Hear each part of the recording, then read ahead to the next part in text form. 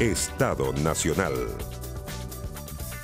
Muy buenos días, ¿cómo están ustedes? Bienvenidos, bienvenidas a Estado Nacional en este domingo 3 de agosto, un domingo por supuesto especial, marcado por lo que ha ocurrido en la mina El Teniente. Estamos pendientes de las labores de búsqueda, de las últimas noticias que se han dado desde allá. Sabemos que durante la madrugada se han encontrado 2 nuevos cuerpos de los trabajadores que estaban atrapados desde el jueves después del derrumbe. Ya eso significa que tenemos... Estado Nacional. Muy buenos días, ¿cómo están ustedes? Bienvenidos, bienvenidas a Estado Nacional en este domingo 3 de agosto, un domingo por supuesto especial, marcado por lo que ha ocurrido en la mina El Teniente. Estamos pendientes de las labores de búsqueda, de las últimas noticias que se han dado desde allá. Sabemos que durante la madrugada se han encontrado 2 nuevos cuerpos de los trabajadores que estaban atrapados desde el jueves después del derrumbe. Ya eso significa que tenemos 3 cuerpos encontrados desde ayer, desde la jornada de ayer hasta la madrugada de hoy, que se suman, por supuesto, a Paulo Marín, que es el primer fallecido de este derrumbe y cuyo funeral es hoy día a las 11 de la mañana. Vamos con las claves de la semana. Matías del Río, muy buenos días. Sí, Connie, muy buenos días. La Fiscalía de la región de O'Higgins informó esta mañana del hallazgo de 2 nuevos cuerpos de los mineros atrapados en El Teniente tras el sismo y posterior derrumbe. Las tareas de rescate continúan ya hasta el momento. Ya son 3 los cuerpos rescatados del total de 5 mineros que estaban atrapados. Y bueno, fue una semana tensa para Evelyn Matei y los republicanos, luego de que la candidata a Chile Vamos acusara una campaña sucia en su contra, incluso amenazó con llevar el tema a sede judicial. Sin embargo, desistió a que las relaciones tiendan a normalizarse. Y la candidata al oficialismo, Janet Jara, dio a conocer a su equipo. Los nombres de su comando destacan 10 hombres y 5 mujeres. El líder del equipo económico, Luis Eduardo Escobar, y su jefe de gabinete es el socialista Jorge Millaquén. Y vamos de inmediato a conectarnos con la región de O'Higgins, con el fiscal que está a cargo de la investigación ahí en un puesto de mando en la salida o en la entrada, digamos, de la mina El Teniente, el fiscal Aquiles Cubillos. Fiscal, muchas gracias por contactarse con nosotros aquí en Estado Nacional. Buenos días. Buenos días, fiscal. Buenos días, Matías. Buenos días, Constanza. Fiscal, partamos por si nos puede actualizar los últimos hallazgos, que por supuesto que son noticias lamentables, pero ¿qué es lo último que se ha encontrado en la mina El Teniente? Bueno, como lo hemos dado a conocer durante la madrugada, hemos encontrado otros 2 cuerpos, en los cuales ya se identificaron, han sido informadas las familias y por tanto hasta el momento tenemos ubicado a Gonzalo, a Alex y a Carlos, quienes han sido también identificados a través de la toma de huellas y también la individualización a través de las credenciales que estos portaban y otros elementos personales. Hemos seguido un protocolo para comunicar esta información a sus familias y esto ya se ha comunicado en el transcurso de la madrugada y posteriormente lo hemos hecho público. Estas 2 últimas personas que fueron ya encontradas, lamentablemente sin vida, ¿en qué lugar de la mina? Porque ya nos vamos familiarizando, ¿no es cierto?, con toda la geografía interna de la mina para poder tener y proyectar dónde pueden estar los otros cuerpos y qué es lo que ha ocurrido. Bueno, las 2 últimas personas fueron encontradas en el metro 23. Principalmente los hallazgos se suceden a partir del metro 21 al 23. Actualmente estamos trabajando en el metro 24. Era una hipótesis que teníamos de que probablemente iban a estar juntos o a muy corta distancia, y que es lo que ha sucedido hasta el momento. Así que esperamos que continuar con la búsqueda del resto de las víctimas y poder informárselo prontamente a sus familias. Fiscal, y en ese sentido hemos visto que avanzan de a poco, ¿cierto? Metro 21, Metro 22, ya usted habla del Metro 24, donde han sido encontrados los cuerpos, ¿cierto?, de Carlos Andrés Arancibia y de Álvaro Araya últimamente. ¿Significa eso que lo más probable es que los dos mineros atrapados que quedan por encontrar puedan encontrarse cerca? Bueno, no lo podemos asegurar, pero dado la información que recibimos de cómo se efectuaban estas faenas en cuadrilla y que estas cuadrillas trabajaban a corta distancia o en grupo, es probable que suceda lo que usted dice. ¿Por qué no nos ayuda, fiscal, a entender un poco cómo se logra tener tanta precisión de la ubicación de estas personas? ¿Cuáles son los sistemas que les ha permitido trabajar de esta manera en la identificación? La empresa tiene una planificación. Acá hay un plan de obra, hay un plan de obras diarias, por tanto hay un registro que se deja diariamente de las labores que tienen a cargo cada cuadrilla y de cada empresa. Por tanto, ese es como el primer indicio para determinar dónde podrían estar. Ya. Pero además, cada trabajador porta un dispositivo que es una especie de tag, ¿ya? Que va dejando constancia cuando pasa por ciertos lugares de su ubicación. Y eso es lo que nos permitió en definitiva establecer un rango de ubicación, que es lo que se ha informado por parte de la empresa. Fiscal, si es así, y en los casos de los cuerpos ya encontrados, ¿coincidía la información previa a dónde terminaron siendo los hallazgos? ¿Qué dice respecto de las dos personas que falta por encontrar todavía? ¿Estarían en qué metro? Bueno, no podemos asegurar en qué metro, pero sin duda en la zona que se ha establecido a partir del LOB. Si recordamos, si ustedes ven la imagen, si por ahí la tienen a la vista, estamos al inicio del LOB. Entonces, muy probablemente vamos a seguir avanzando y esperamos encontrarlos. Es difícil hacer esta pregunta, fiscal, pero con lo que han encontrado hasta ahora, en la situación en que han encontrado estos cuerpos, con la cantidad de material que ha tenido que removerse para poder llegar hasta ahí, ¿hay esperanza de encontrar a los dos trabajadores que faltan con vida? Constanza, yo no quisiera responder directamente a esa pregunta porque, bueno, nosotros nunca hemos perdido la esperanza. Siempre pueden haber condiciones que hoy desconocemos y por tanto no podemos descartarlas hasta el final. Me parece. Oiga, fiscal, ¿han tenido, y usted como fiscal que está dirigiendo la investigación, ¿han tenido el testimonio de alguno de los 9 trabajadores que lograron salir? Hay algunos que están heridos, pero ¿han podido entregar el testimonio de lo que pasó? Sí, efectivamente, la Policía de Investigaciones me comentaba ya ahora, a primera hora, que hemos culminado la ronda de toma de declaraciones a los 9 lesionados.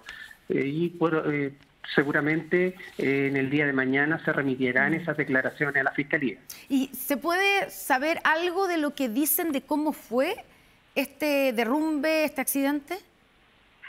Bueno, hay cuestiones muy generales, yo no podría dar en detalle porque no tengo el conocimiento todavía, no nos han llegado a nuestro poder esas declaraciones, pero principalmente todos hacen mención a un gran estruendo y un movimiento en el piso que se siente y posteriormente todos tratan de huir del lugar y obviamente ponerse a salvo.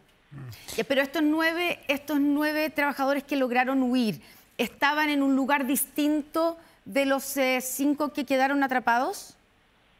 Sí, no todos estaban en el mismo lugar. Hay que recordar que pertenecen a empresas contratistas diversas, por tanto estaban en distintos lugares. Fiscal, estamos con el fiscal Aquiles Cubillos, el fiscal regional de O'Higgins, la zona del accidente. ¿Qué es lo que está investigando específicamente la Fiscalía? Si aparentemente, uno se hace la pregunta, estamos frente a un accidente, ¿por qué la Fiscalía, qué trabajo hace allí y cuál es la obligación o si tiene que estarlo tratándose de una eventualidad de algo distinto? Bueno, cada vez que hay un accidente de carácter laboral, nosotros tenemos que descartar la posibilidad de que exista un cuasi delito de homicidio. En este caso, dado que tenemos resultado de muerte y resultado de lesiones también. Bueno, y para ello debemos investigar que se haya dado cumplimiento a toda la normativa de seguridad, a toda la normativa técnica del área en cuestión, en este caso del área de la minería, porque cualquier infracción reglamentaria o legal o de las normas de la especialidad podrían llevar a constituir una responsabilidad culposa. Y eso es lo que constituye el cuasi delito. Y eso es lo que en definitiva la Fiscalía está obligada a investigar en este caso. Claro, y ya por el hecho de que existan personas fallecidas, que exista un fallecido, tienen que investigar precisamente eso, si hubo responsabilidades. Ahora, lo que usted está investigando es un cuasi delito de homicidio, ¿cierto? ¿Eso significa que no fue un accidente o no necesariamente? Bueno, no necesariamente, nosotros tenemos que investigarlo y obviamente eso va a ser el objetivo que vamos a tener de aquí en adelante. Desde ya decir que es una investigación sumamente compleja porque la especialidad es compleja. Y obviamente vamos a tener que reunir todos los antecedentes. Acá también hay investigaciones paralelas que llevan distintos servicios públicos. Hay una investigación a cargo del SERNAGIOMIN, otra por la Dirección del Trabajo y también una por la Seremi de Salud. Investigaciones todas las cuales van a también ser parte integrante de nuestra investigación penal. Desde ya también les puedo contar que mañana tenemos reunión de coordinación con estos tres servicios para, en definitiva, saber cómo van esas investigaciones. Respecto de las eventuales responsabilidades, usted ya mencionó, y quiero recalcar con eventuales, porque todavía no se comprueba que sí sea, que haya habido una falla en el protocolo de seguridad. Sabemos que la minería trabaja con altísimos estándares de seguridad, pero pues, eventualmente se puede producir una falla allí.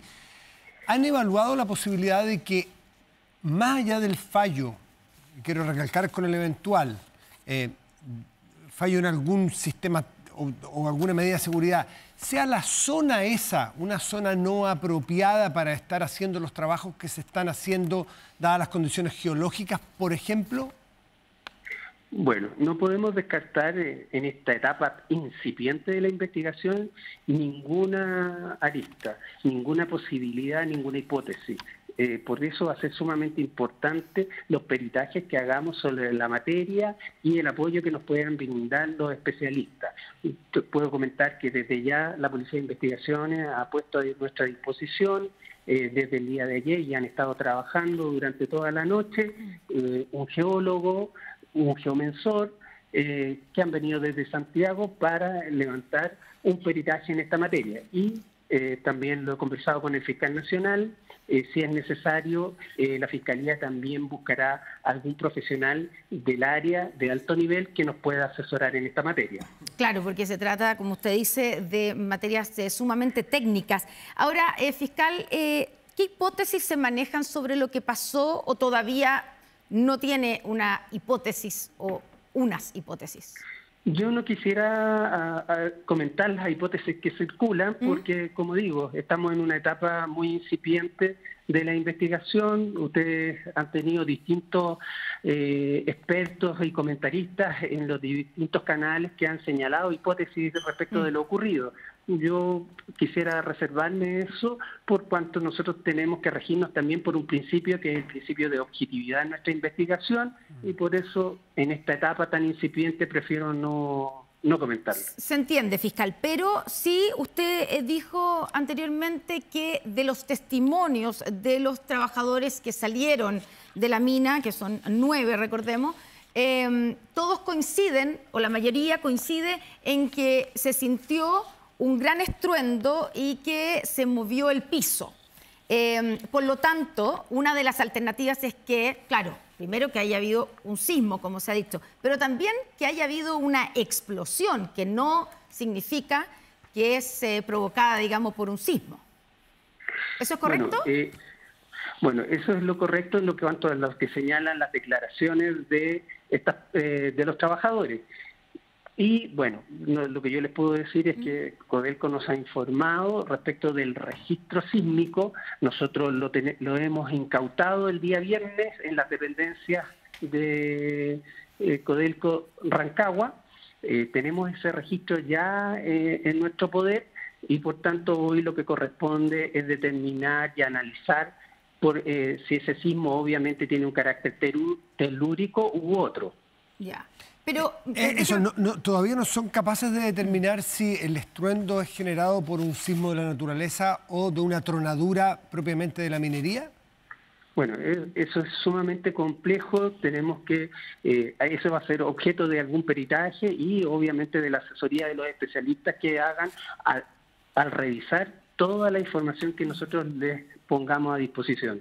Y a partir de los mismos testimonios de los trabajadores y de lo que ha dicho, me imagino que les ha informado el teniente, ¿no se descarta entonces que haya habido o se sabe si estaban realizando alguna tronadura, alguna detonación? Bueno, no podemos descartarlo nada, es parte de la investigación. Nosotros hemos incautado el día viernes también registro al respecto de las faenas y obviamente el análisis de esos registros nos va a permitir dilucidarlo en definitiva si hubo o no alguna tronadura en la hora en cuestión. ¿Qué otros elementos han incautado, no sé, computadores? ¿Qué otro tipo de información han incautado en las últimas horas, fiscal? Bueno, también se incautaron todas las cámaras de seguridad que tiene Codelco y que controla también desde el CIO en Rancagua. Fueron todas puestas a disposición. Tenemos, como dije, el registro sísmico, que es sumamente relevante para estos efectos. También los planes de obra y los planes de trabajo por hora diario y también los registros de inspección técnica. Sí, por último, fiscal, al menos de mi parte, habiendo tanta data, porque insisto, es una industria que trabaja con muchos datos, con muchos protocolos, las expectativas son a que en las próximas 24 horas se pueda dar ya o tener conocimiento de las otras personas que faltan por encontrar. Bueno, no lo podemos adelantar, es lo que esperamos. Pero ¿es lo prudente, es lo responsable esperar, dado los datos con los cuales cuentan ustedes de ubicación? Porque hemos dicho recién que con este sistema de tag que usted nos ha dicho, donde fueron encontrados los cuerpos sin vida, lamentablemente estas personas coinciden bastante con los lugares donde previamente buscaban o esperaban encontrarlos. Haciendo la proyección con los mismos datos de las personas que falta aún encontrar, ¿estarían relativamente cerca de que ello ocurra? Bueno, si se da la lógica de que efectivamente la cuadrilla se mantenía unida, trabajando en el mismo sector, en el mismo lugar, claramente podría suceder prontamente. Fiscal Aquiles Cubillos, muchas gracias, el fiscal regional de O'Higgins, muchas gracias por darse el tiempo. Usted se encuentra ahí mismo en el puesto de mando, ¿cierto? En el mismo lugar donde estaba anoche, que a mí me tocó hablar con usted también al final de las noticias. Sí, estamos desde ayer todo el día acá y obviamente no nos vamos a retirar hasta que terminemos esta labor. Muchas gracias, fiscal. Muy buenos días. De nada, hasta luego. Bueno, con estas informaciones de actualización con el propio fiscal en la zona del terreno y nos quedamos con eso último, de que si los datos coinciden, y él debería ser relativamente pronto, el saber qué ha ocurrido, el destino de estas dos personas que todavía no son habidas. Exactamente, porque además se ha dicho que estaban trabajando, esta cuadrilla, eran 5 trabajadores que pertenecen a la misma empresa constructora. Recordemos que son contratistas de Codelco, estaban trabajando juntos. Y bueno, y se suma a ellos 5 el trabajador que fue encontrado sin vida en el primer momento, que estaba trabajando en otro sector y que pertenecía a otra empresa contratista, a Salfa Corp. Bueno, sí, vamos a estar atentos de todas maneras, aunque pasemos a otros temas. a lo que allí ocurra, porque sabemos, por ejemplo, que a las 10:30 de la mañana se espera información oficial de parte de Codelco. Vamos a entrar en nuestros temas propios, pero siempre con un ojo puesto en lo que ocurre en la actualidad y los trabajos que se están haciendo en la minera El Teniente. Y vamos a partir además con este tema, conversando con nuestros panelistas. Los saludamos. Diego Ibáñez, diputado del Frente Amplio. Diputado, bienvenido. Gracias por la invitación. Gracias, Diego. Senador Juan Luis Castro, senador del Partido Socialista, bienvenido. De la zona, además. Además de la zona. Vamos a decir algo al respecto. Hablar del Y tema. José Carlos Mesa, que es diputado del Partido Republicano. José Carlos, gracias por acompañarnos. Y la diputada Jimena Osandón del Partido de Renovación Nacional. Muchas Jimena, gracias. buenos días, gracias. Partamos por el senador Castro, que es senador de la región de O'Higgins. Nos imaginamos que por razones obvias está más encima de lo que quiero. ¿Cómo está viendo usted los trabajos de búsqueda? Pues como también la situación de esa zona, de esa mina. Me imagino que usted ha conversado bastante Sí, sobre el tema. me ha tocado estar acompañando. Hay una tragedia minera de gran envergadura, 4 fallecidos, 2 desaparecidos. Esta es la mina subterránea más grande del mundo. Está a 1.200 metros la faena en cuestión. La explosión o movimiento telúrico fue mucho más abajo. La onda llegó al derrumbe posteriormente, pero no se sabe, como dice el fiscal, el origen exacto. Sin embargo, Codelco es de las empresas que tiene hoy día más tecnología, más geofísica, más capacidad de poder hacer un mapeo de toda la situación, y en ese sentido me consta que el esfuerzo es completo y al parecer en las próximas horas sí podrían encontrarse las personas desaparecidas. Es una situación muy dramática. La última tragedia minera tan grande fue la del Humo, hace 80 años atrás, que murieron más de 300 personas, en los años 40, 45 exactamente. Que marcó un antes y un después en los estándares de seguridad de la minería en el mundo y en Chile. Exactamente, así que yo envío toda la solidaridad de mi parte a las familias de los afectados. O'Higgins está de luto hoy día en la región porque eran mineros de distintas comunas, no eran solo de Rancagua. Entonces es un momento extremadamente doloroso y ya vendrá la investigación, el detalle, la evaluación de cómo se llegó a esto. Ya, yo entiendo que obviamente estamos en el momento de la búsqueda, además de la contención del dolor de las familias que han sufrido las pérdidas en este momento. Hoy día hay funerales, ¿cierto? Está el funeral de Paulo Marín, donde al parecer va a ir el ministro del Interior, están evaluando si va a ir el presidente Gabriel Boric, pero hay algo, y se lo pregunto como senador de la zona.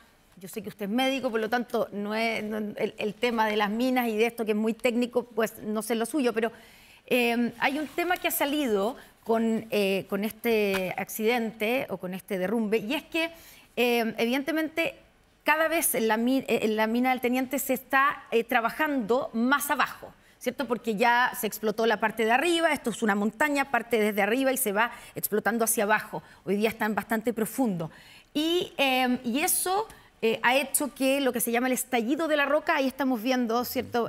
Porque estamos hablando de una especie de telaraña de construcción de un edificio. Entiendo que son, usted me confirma, 4.000 kilómetros de caminos. 4.000 kilómetros es el largo completo de nuestro territorio. Sí. Está hecho en caminos al interior de esta mina. Claro, para entonces, dimensionar el tamaño. O sea, circulan camiones, ahí está eso que se llama como la telaraña, y ahí están los 4.500 kilómetros de túneles. Entonces se ha ido cada vez explotando hacia más abajo y se produce esto que es el estallido de la roca, que son reacciones, lo voy a decir no en palabras técnicas, pero en el fondo la roca empieza a reaccionar a la explotación. Esto partió hace 50 años, la primera estallido de la roca, y esto es lo que muchos dicen se va produciendo cada vez que se baja más en la mina. Hay mayor presión sobre la roca y por lo tanto hay más posibilidades de que se produzca un estallido de roca. El último había ocurrido hace 2 años aquí en la minera del Teniente. No hubo fallecidos, salió una persona herida, pero no hubo fallecidos.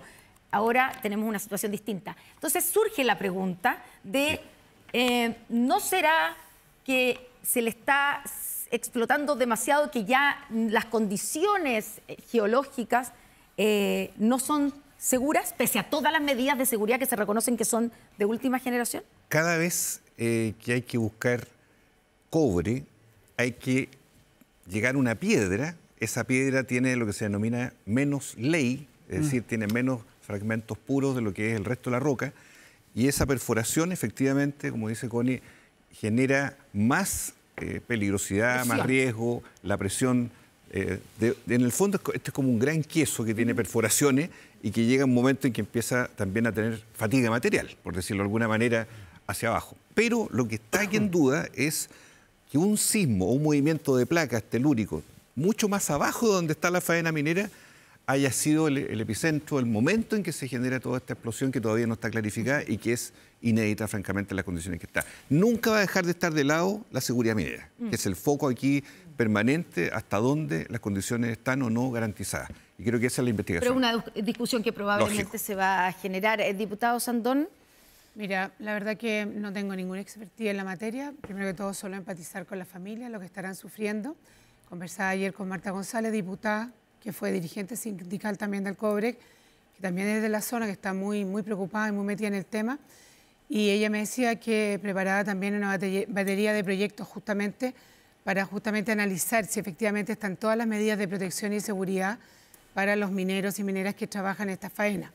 Entonces yo creo que hoy día lo que tenemos que hacer es, al menos en lo personal, rezar, orar, porque estas personas que no se han encontrado todavía estén, y por favor este tema que no se politice, porque aquí lo que tenemos que hacer como país es conectar con esta familia, los que están sufriendo, y después vendrán las investigaciones, los resultados, las discusiones, la presentación de proyectos en conjunto para que estas cosas no vuelvan a suceder.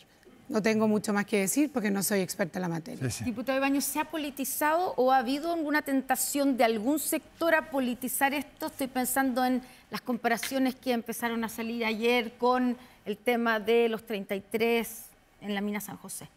Yo esperaría que no. Primero que todo, efectivamente, solidarizar con la familia. Es una noticia muy dura para el mundo de los trabajadores del cobre, que tiene una larga trayectoria.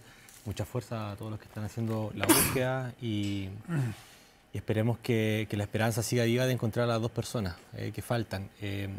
Dicho esto, señalar que esperamos que se haga una investigación transparente que también a cargo de Cernagiomil esta investigación desde el punto de vista estructural de la mina, que sea una investigación donde Codelco entregue todos los antecedentes, las empresas también entreguen todos los antecedentes, porque no puede haber ninguna acepción, por decirlo de alguna forma, a la productividad que ponga en riesgo la vida de los trabajadores. Señalar que hoy tenemos en Chile una política nacional de seguridad y salud en materia minera. De hecho, el año pasado se ratificó el convenio 176, que es un convenio internacional que desde el año 95, que en el mundo entero se impulsa para todos los países que tienen la minería como un sector estratégico productivo en el país para proteger la vida de los trabajadores, y Chile recién el año pasado, con la ex ministra Jara, se ratifica, se deposita este instrumento internacional que mejora los estándares de seguridad y esperemos que eso se cumpla.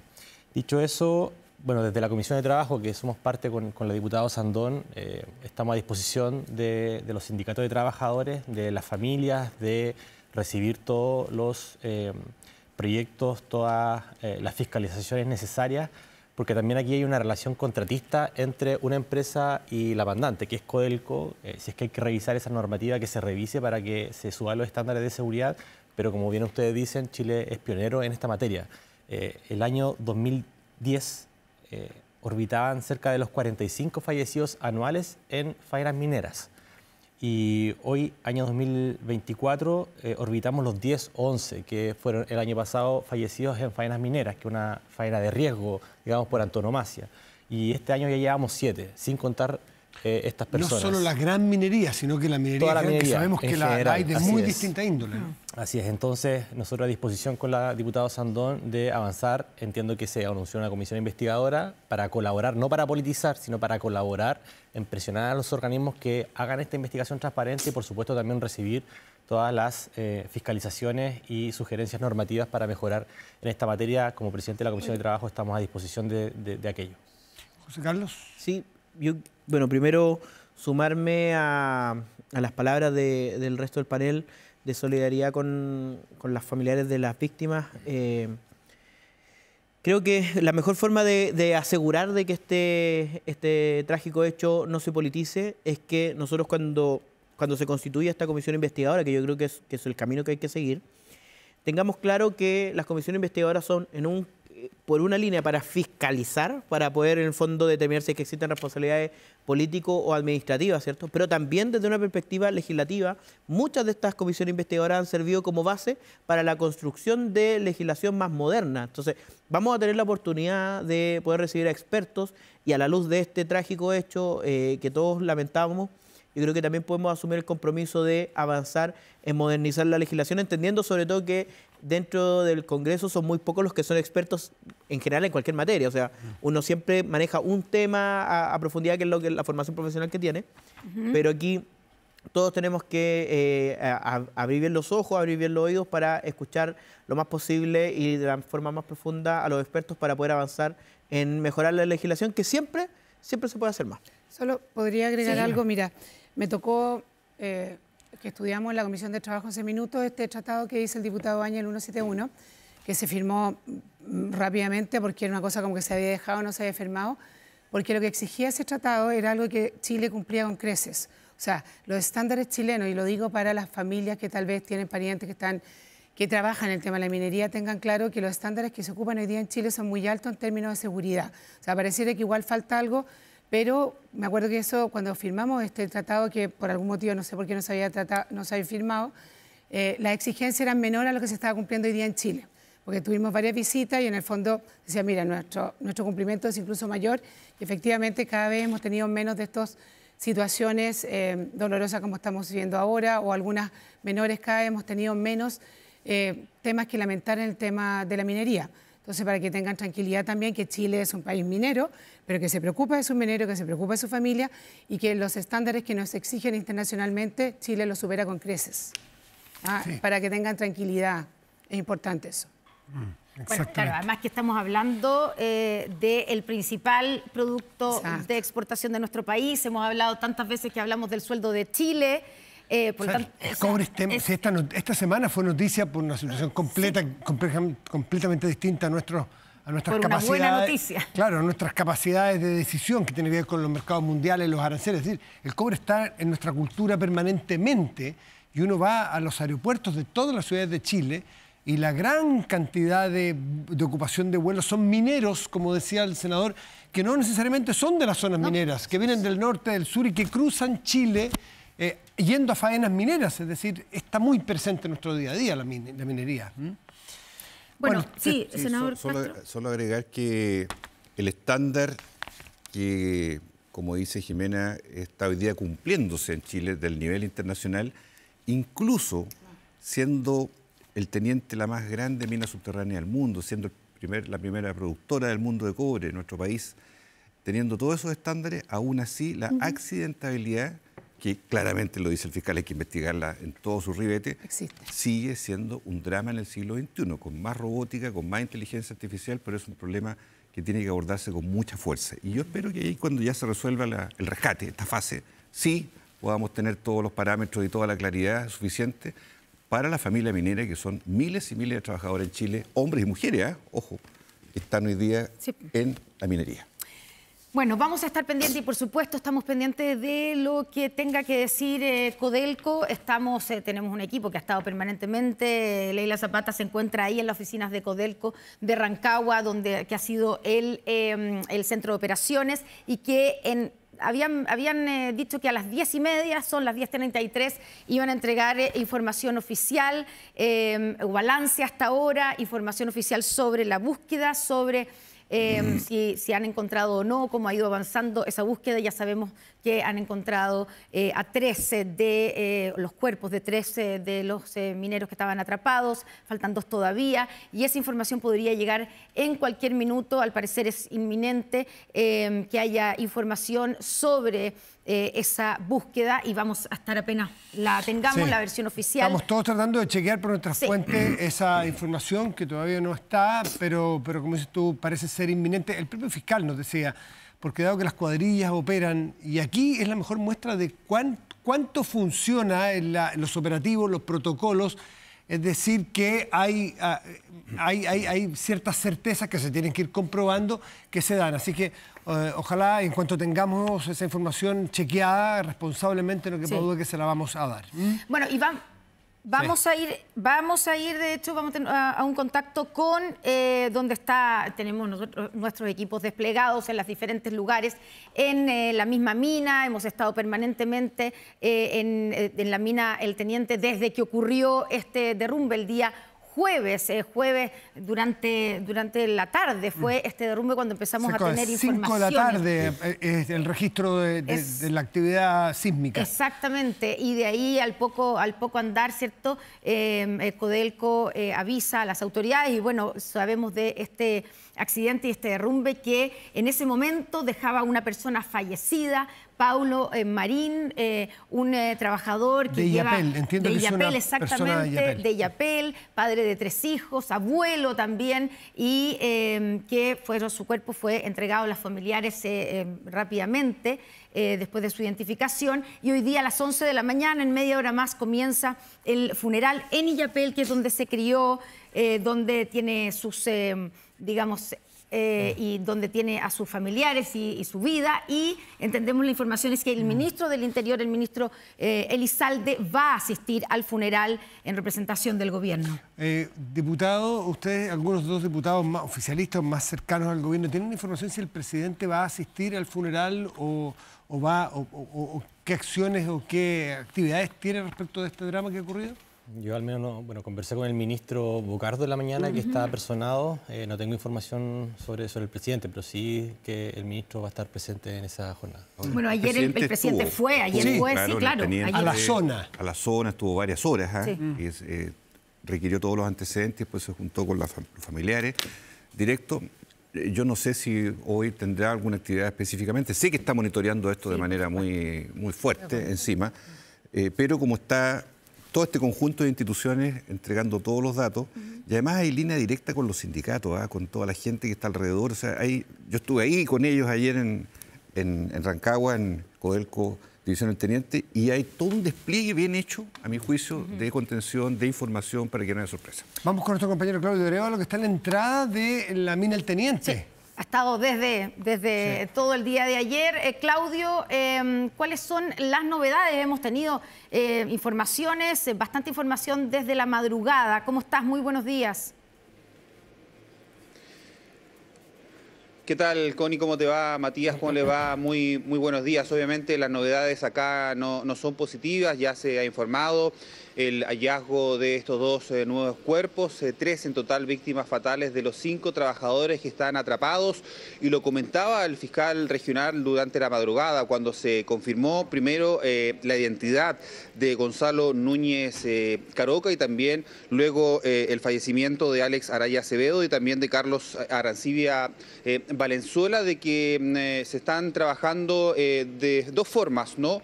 Una tiene que ver con que lamentablemente este sitio, hablamos de la zona 7 del Teniente, específicamente en el sector de Andesita, se transformó ahora en el sitio del suceso. Es por eso que está trabajando la brigada de homicidios de la Policía de Investigaciones, pero también el equipo de trabajo vertical de alto riesgo también de esta policía, que viene incluso de la región metropolitana para realizar estos trabajos que son particularmente complejos por la ubicación de este loop número 1, donde está ubicado, al menos georreferencialmente, la ubicación de los 5 trabajadores. Se había avanzado bastante en trabajos de norte y también de sur para ingresar justamente a esta galería central, en un trabajo que ahora ya ha avanzado hasta 24 metros de 70 que se habían medido, y en una de las informaciones lamentablemente se encuentra, decíamos, a Gonzalo Núñez Caroca, y luego con el pasar de las horas también se confirma el hallazgo de otros 2 cuerpos. Se sigue trabajando también, han sido más de 100 trabajadores, Connie y Matías, que se han desplegado acá por parte de brigadistas de Codelco, además de este comité de expertos que incorporó las últimas horas al ex ministro Lorenz Goldberg para obviamente trabajar de manera más eficaz y contra el tiempo para lograr el contacto con el resto de los trabajadores, con 2 específicamente. Hablamos de Moisés Pavés Armijo y de Jan Miranda Ibaceta. De momento no hay hay información oficial respecto a algún tipo de contacto con ellos. Y quiero hacer una observación porque ayer Leila Zapata, colega de la red O'Higgins, entrevistaba a un trabajador que mostraba en cámara este tag, este GPS que tienen los trabajadores en su vestimenta y que es algo muy interesante, Connie, porque uno tenía la impresión desde afuera de que este GPS trabajaba con el marcado de punto específico de georreferencia. Pues bien, este tipo de tag que se instala en las vestimentas tiene que ver con el marcado de portales, ¿no? De umbrales por donde van pasando estos trabajadores, es decir, se marca esta georreferencia, pero a través de un posible tramo donde están estos trabajadores. Vamos a ver, decíamos, lamentablemente las noticias no son positivas, se esperaba que hubiese algún tipo de novedad respecto al hallazgo de esto, pero lamentablemente esta zona, este terreno donde está haciendo el rescate se ha transformado en las últimas horas en el sitio del suceso. Sí, claro. Claro, tú explicabas muy bien cómo funciona este tag, que no es, al principio pensábamos que era, como tú decías, GPS que iba con la persona y que establecía el lugar donde estaba exactamente la persona, pero en el fondo funciona como un tag, o sea, con pórticos. Y yo le preguntaba ayer, digamos, a la persona que habló, ¿cierto?, con Leila, cada cuántos metros había pórticos. Y es más o menos cada 1 kilómetro. Recordemos que estamos hablando de muchos kilómetros de túneles. Entonces, lo que permitía este tag es situar... Acotar la búsqueda. Acotar la búsqueda, pero saber que en ese kilómetro están, o había, digamos, hasta ese kilómetro llegaron estos 5 trabajadores. Y bueno, el hallazgo de los 3 primeros cuerpos, lamentablemente sin vida, confirma que la señal del tag estaba correcta y por eso también es muy probable que los mineros atrapados que quedan por encontrar se encuentren también en esta zona. Eso es lo que le preguntábamos al fiscal y por eso se cree que podría ser durante, digamos, las próximas horas que pudieran encontrarlo, ¿cierto? Claudio, te quiero preguntar sobre los peritajes y las diligencias que se están haciendo en la PDI. Sabíamos desde ayer, ¿cierto?, del minuto en que se encuentra el primer cuerpo a la 1 de la tarde, que ingresa a la mina, al sector, a hacer todos los peritajes. Se demoró bastante eso en trasladar y sacar el cuerpo de la mina. ¿Qué pasa con los otros 2 cuerpos que fueron encontrados cerca de las 3 de la mañana, identificados? ¿Ya salieron? Claudio. Danos un segundo, vamos. Último minuto. Declaración de la empresa Codelco en este momento. Vemos al gerente general de la división, el teniente Andrés Music. Escuchemos. Nos unimos como comunidad en este tan difícil momento. Esta mañana, como ya fue mencionado por el fiscal, lamentablemente no tenemos buenas noticias que compartir. Durante las últimas horas hemos logrado rescatar, y quiero ser enfático en ello, 4 cuerpos. El primero de ellos, como les mencioné ayer, fue rescatado ayer sábado en la tarde y durante la madrugada se sumaron otros 3 más. Todos estos rescates se han realizado con la estrecha colaboración del fiscal y la Policía de Investigaciones, quienes han liderado el proceso de identificación y el manejo de las evidencias. Aún resta por identificar formalmente a uno de ellos y por encontrar a un trabajador que todavía se encuentra desaparecido. Quiero, al igual que ayer, agradecer profundamente a todos aquellos que han trabajado en esta operación, a los brigadistas y a los operadores, sobre todo a los operadores de equipo telecomandado, a la PDI y a la Fiscalía nuevamente, por su trabajo serio y profesional, a los equipos de salud que han brindado apoyo psicológico, a los dirigentes sindicales, trabajadores y en general a la comunidad, pero sobre todo a cada uno de los chilenos y chilenas que nos ha acompañado a todos nosotros con su solidaridad. Durante la noche, y aquí voy a hablar algunos de los detalles de lo que ocurrió en el turno B, trabajamos con sumo cuidado con el despeje del mineral, revisando cada metro a metro, apoyándonos con equipos especializados, drones y personal altamente calificado. El trabajo ha sido muy colaborativo, técnico y arduo. Quiero también destacar el esfuerzo emocional y humano que hemos desplegado. Por eso le dejo a Mari Carmen Llanos, que nos va a contar algunos de ellos temas. Bien, buenos días. Antes de comenzar, quiero expresar mis condolencias a las familias de los trabajadores que perdieron la vida. Hemos estado toda la noche acompañando a la familia en un espacio de encuentro que hemos definido acá mismo en División El Teniente, en donde lo que buscamos es entregarles apoyo, compañía, cariño, cuidado y que no se sientan solos. Creo que es difícil expresar lo que han sido estas horas. Vivimos una noche de luto para la familia, para Codelco, para la minería y también para Chile.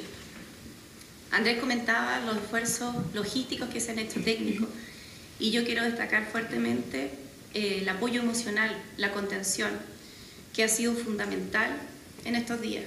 Nuestro principio fundamental ha sido que nuestras familias sientan la compañía, que no se sientan solos. Y ahí han estado nuestros esfuerzos y quiero sumarme también a lo que decía Andrés en agradecer todas las muestras de empatía, de cariño, todos los esfuerzos. Con humildad recibimos todo eso porque nos ha dado fuerza y también ha permitido que nuestras familias se sientan más acompañadas. Seguiremos en nuestros esfuerzos de búsqueda y seguiremos con mucha fuerza con el compromiso de acompañar a las familias en todo lo que necesiten. Esta etapa es una etapa muy dura, muy difícil y sabemos que no podemos, no debemos y no queremos dejarlos solos. Así que nuestro compromiso sigue siendo con la familia. Gerente, ¿podemos hacer una pregunta? Porque estamos todos los medios en vivo. Si hay posibilidad de conocer la identificación de la cuarta persona que ustedes tienen este hallazgo. Muy bien, hemos acordado con la Fiscalía que toda la identificación y la vocería del mismo se va a realizar a través de ella. Lo que sí les puedo mencionar es que ellos están en las labores de identificación de la identidad de esta cuarta persona. Andrés, si entendemos bien, entonces se han encontrado 4 cuerpos y falta uno de esos 4 cuerpos por identificar 100%. Exacto. Ya. Ahí estaban las declaraciones de Andrés Nuzzi respecto a el hallazgo entonces de 4 de los trabajadores atrapados y se siguen haciendo las consultas de la prensa, están consultando hasta ahora respecto a si efectivamente hubo paralización de las labores de rescate, respecto a las labores de identificación por parte de la Policía de Investigación. Porque en un momento ayer se nos comunicaba que momentáneamente se suspendían ciertas Zapata, labores. muchas gracias por la información. Es la actualización con malas noticias, como dice el gerente general de la división Codelco, visiblemente afectado. Dice que las noticias no son buenas. Y claro, después de que ya sabíamos que se habían encontrado 2 cuerpos de mineros atrapados a las 3 de la mañana, que se sumaban al cuerpo encontrado ayer de Gonzalo Núñez, ahora entonces sabemos que se ha encontrado un 4.º cuerpo que todavía no está identificado, pero obviamente es un cuerpo que se ha encontrado sin vida y faltaría entonces todavía uno de los 5 mineros que estaban atrapados por encontrar. Se trata, hay 2, recordemos que hay 2 mineros trabajadores que estaban todavía atrapados, Moisés Pavés y Jan Miranda. Bueno, entendemos que el cuerpo que se acaba de encontrar, el 4.º cuerpo corresponde a uno de ellos. Todavía le preguntaron específicamente al gerente si se había podido identificar y dice que están haciendo los trabajos para identificarlo lo antes posible. Bueno, y lamentablemente, al paso de los días, indica que el saldo es dramático. Hay 5 personas ya confirmadas como fallecidas en este accidente. Hay una persona que todavía se trabaja sobre su búsqueda. Y pasa a ser esto ya un hito histórico lamentable en la vida de esta mina y de la minería chilena, Juan Luis.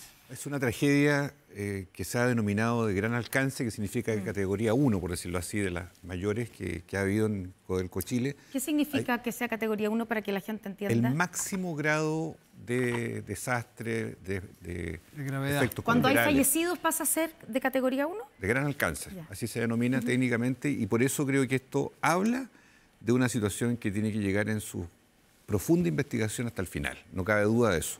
Ahora, el gerente general, con quien hablé ayer, Andrés Nuzzi, que está ahí, ha comandado prácticamente en forma directa y continua toda esta operación.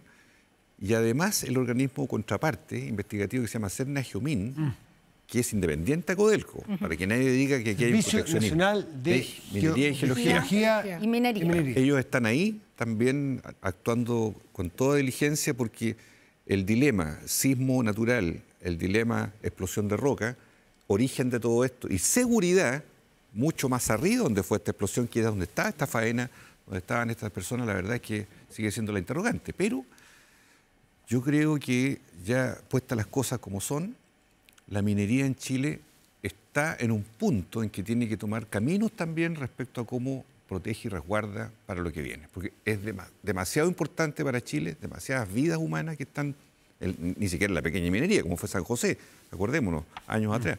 Pero en la gran minería, situaciones como esta, la verdad, si son impredecibles, habría que demostrar que fueron impredecibles a esta altura del siglo XXI. ¿Coinciden que José Carlos y diputado Sandón en la necesidad, digamos, de una investigación que llegue a fondo acerca de las causas? Y le aprovecho de preguntar su evaluación acerca del manejo que se ha hecho de esta tragedia. Sí, yo coincido plenamente en que se tiene que hacer una investigación lo más exhaustiva posible, porque si es que esto efectivamente se trata de un accidente, corresponde, por lo tanto, tomar las medidas para reducir los riesgos vinculados a la natural accidentabilidad que puede tener una faena minera, sea grande, sea mediana o sea pequeña. Y si esto no es un accidente, si es que hay algún grado de responsabilidad, sea por negligencia o por dolo, que no lo creo, pero todo tiene que investigarse, también implica perseguir esa responsabilidad. En cualquiera de los casos, una investigación es absolutamente necesaria. Ahora, respecto del manejo, yo creo que en estas horas, en estos momentos, lo que no corresponde es realizar comparaciones. Comparaciones porque se trata, hay algunas personas que han intentado compararlo con lo que fue la tragedia del año 2010, pero ahí vivimos situaciones completamente distintas. Yo creo que aquí lo importante es que el gobierno, Codelco particularmente, Cernagiomin, estén y sigan estando, por así decirlo, al pie del cañón, como lo han estado hasta ahora. Yo por lo menos crítica respecto del manejo no tengo. Yo quiero agregar que uno no puede decirlo como con seguridad, pero yo creo que tal vez de acuerdo a las últimas vivencias que Chile tuvo con el tema de los 33 mineros, tal vez se aprendió. Yo creo que se aprendió a reaccionar rápido y hoy día se está reaccionando rápido, no solo desde el punto de vista de sacar y encontrar a las personas, ojalá con vida, lamentablemente no ha sido así, pero también desde el punto de vista investigativo. O sea, yo creo que Chile en esto tiene experiencia, tiene mucha capacidad, tiene una normativa que es muy potente y que incluso muy superior a muchos otros países y donde además este tema importa, porque a veces vemos noticias de otros países, en India, ¿cuántas veces en el último tiempo? Tantos mineros y como que pasa, ¿no? En cambio en Chile son importantes porque cada día vale, cada día cuesta y la minería yo creo que fue así un hito demasiado relevante para nosotros y yo creo y tiendo a pensar, no tengo la comparación anterior, pero después de lo que vivimos con los 33 mineros, el mundo de la minería, el gobierno y todo, hemos aprendido muchísimo y el mundo de la política también. Diputado Ibáñez, no vamos a cerrar, por supuesto que no vamos a cerrar el tema, estamos pendientes. Si la actualidad manda, volveremos, pero para poder cambiar de tema también, porque hay otros temas, asuntos de actualidad. Sí, no, yo creo que es muy difícil en estos momentos referirse, sobre todo con la noticia que se acaba de confirmar. Nada más que mandarle mucha fuerza a todos quienes están a cargo de la investigación, a las familias sobre todo, y bueno, estar ahí a disposición nosotros desde el Parlamento para, una vez, digamos, cerrada esta etapa de rescate, comenzar ya a establecer las responsabilidades. Creo que aquí Cernagiomin tiene una labor fundamental y vamos a estar fiscalizando de que justamente la investigación sea transparente y que las familias también estén tranquilas de que se van a encontrar también las responsabilidades, sea en el cumplimiento o incumplimiento de protocolo o lo que señala el senador, de si es que estructuralmente hay alguna falla. Así que vamos a estar allí a disposición de la fiscalización. 10:53, estamos completamente en vivo y muy atentos con todos los equipos desplegados a lo que vaya ocurriendo en esas labores de de búsqueda y de rescate, como se le pueda llamar, en la mina del Teniente, en la región de O'Higgins. Noticias recientes no han sido buenas, pero queda esperanza todavía mientras los trabajos continúen. Vamos a estar atentos y cualquier necesidad de interrupción, naturalmente, la vamos a hacer saber. Vamos a hacer un pequeño cambio de tema, o más bien un cambio bien radical de tema, a la agenda de la semana. Y a la carrera presidencial. Y para poder ingresar ahí, yo sé que es difícil, nos cuesta a todos, pero queremos darle a conocer la encuesta Pulso Ciudadano, que la tenemos también graficada aquí, donde partamos por esta lámina, donde se pregunta en el escenario primera vuelta si las elecciones se fueran este domingo y los candidatos fueran los siguientes. Es lista cerrada.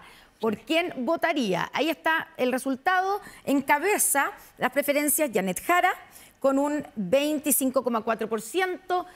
La sigue José Antonio Kast con 22,4%. Tercer lugar para Evelyn Matei con 16,4%. Cuarto lugar para Franco Parisi, 9,1%. En quinto lugar queda Johannes Kaiser con 5,8%, y ya después vienen Jimena Rincón, ¿cierto? Marco Enrique Minami, Harold Mayne Nichols y Eduardo Artés. Y también hay un 8,9% que dice que no sabe, nulos blancos 5,1% y no votará 2,2%. Tal vez antes de entrar en el análisis, Matías, vamos a la segunda...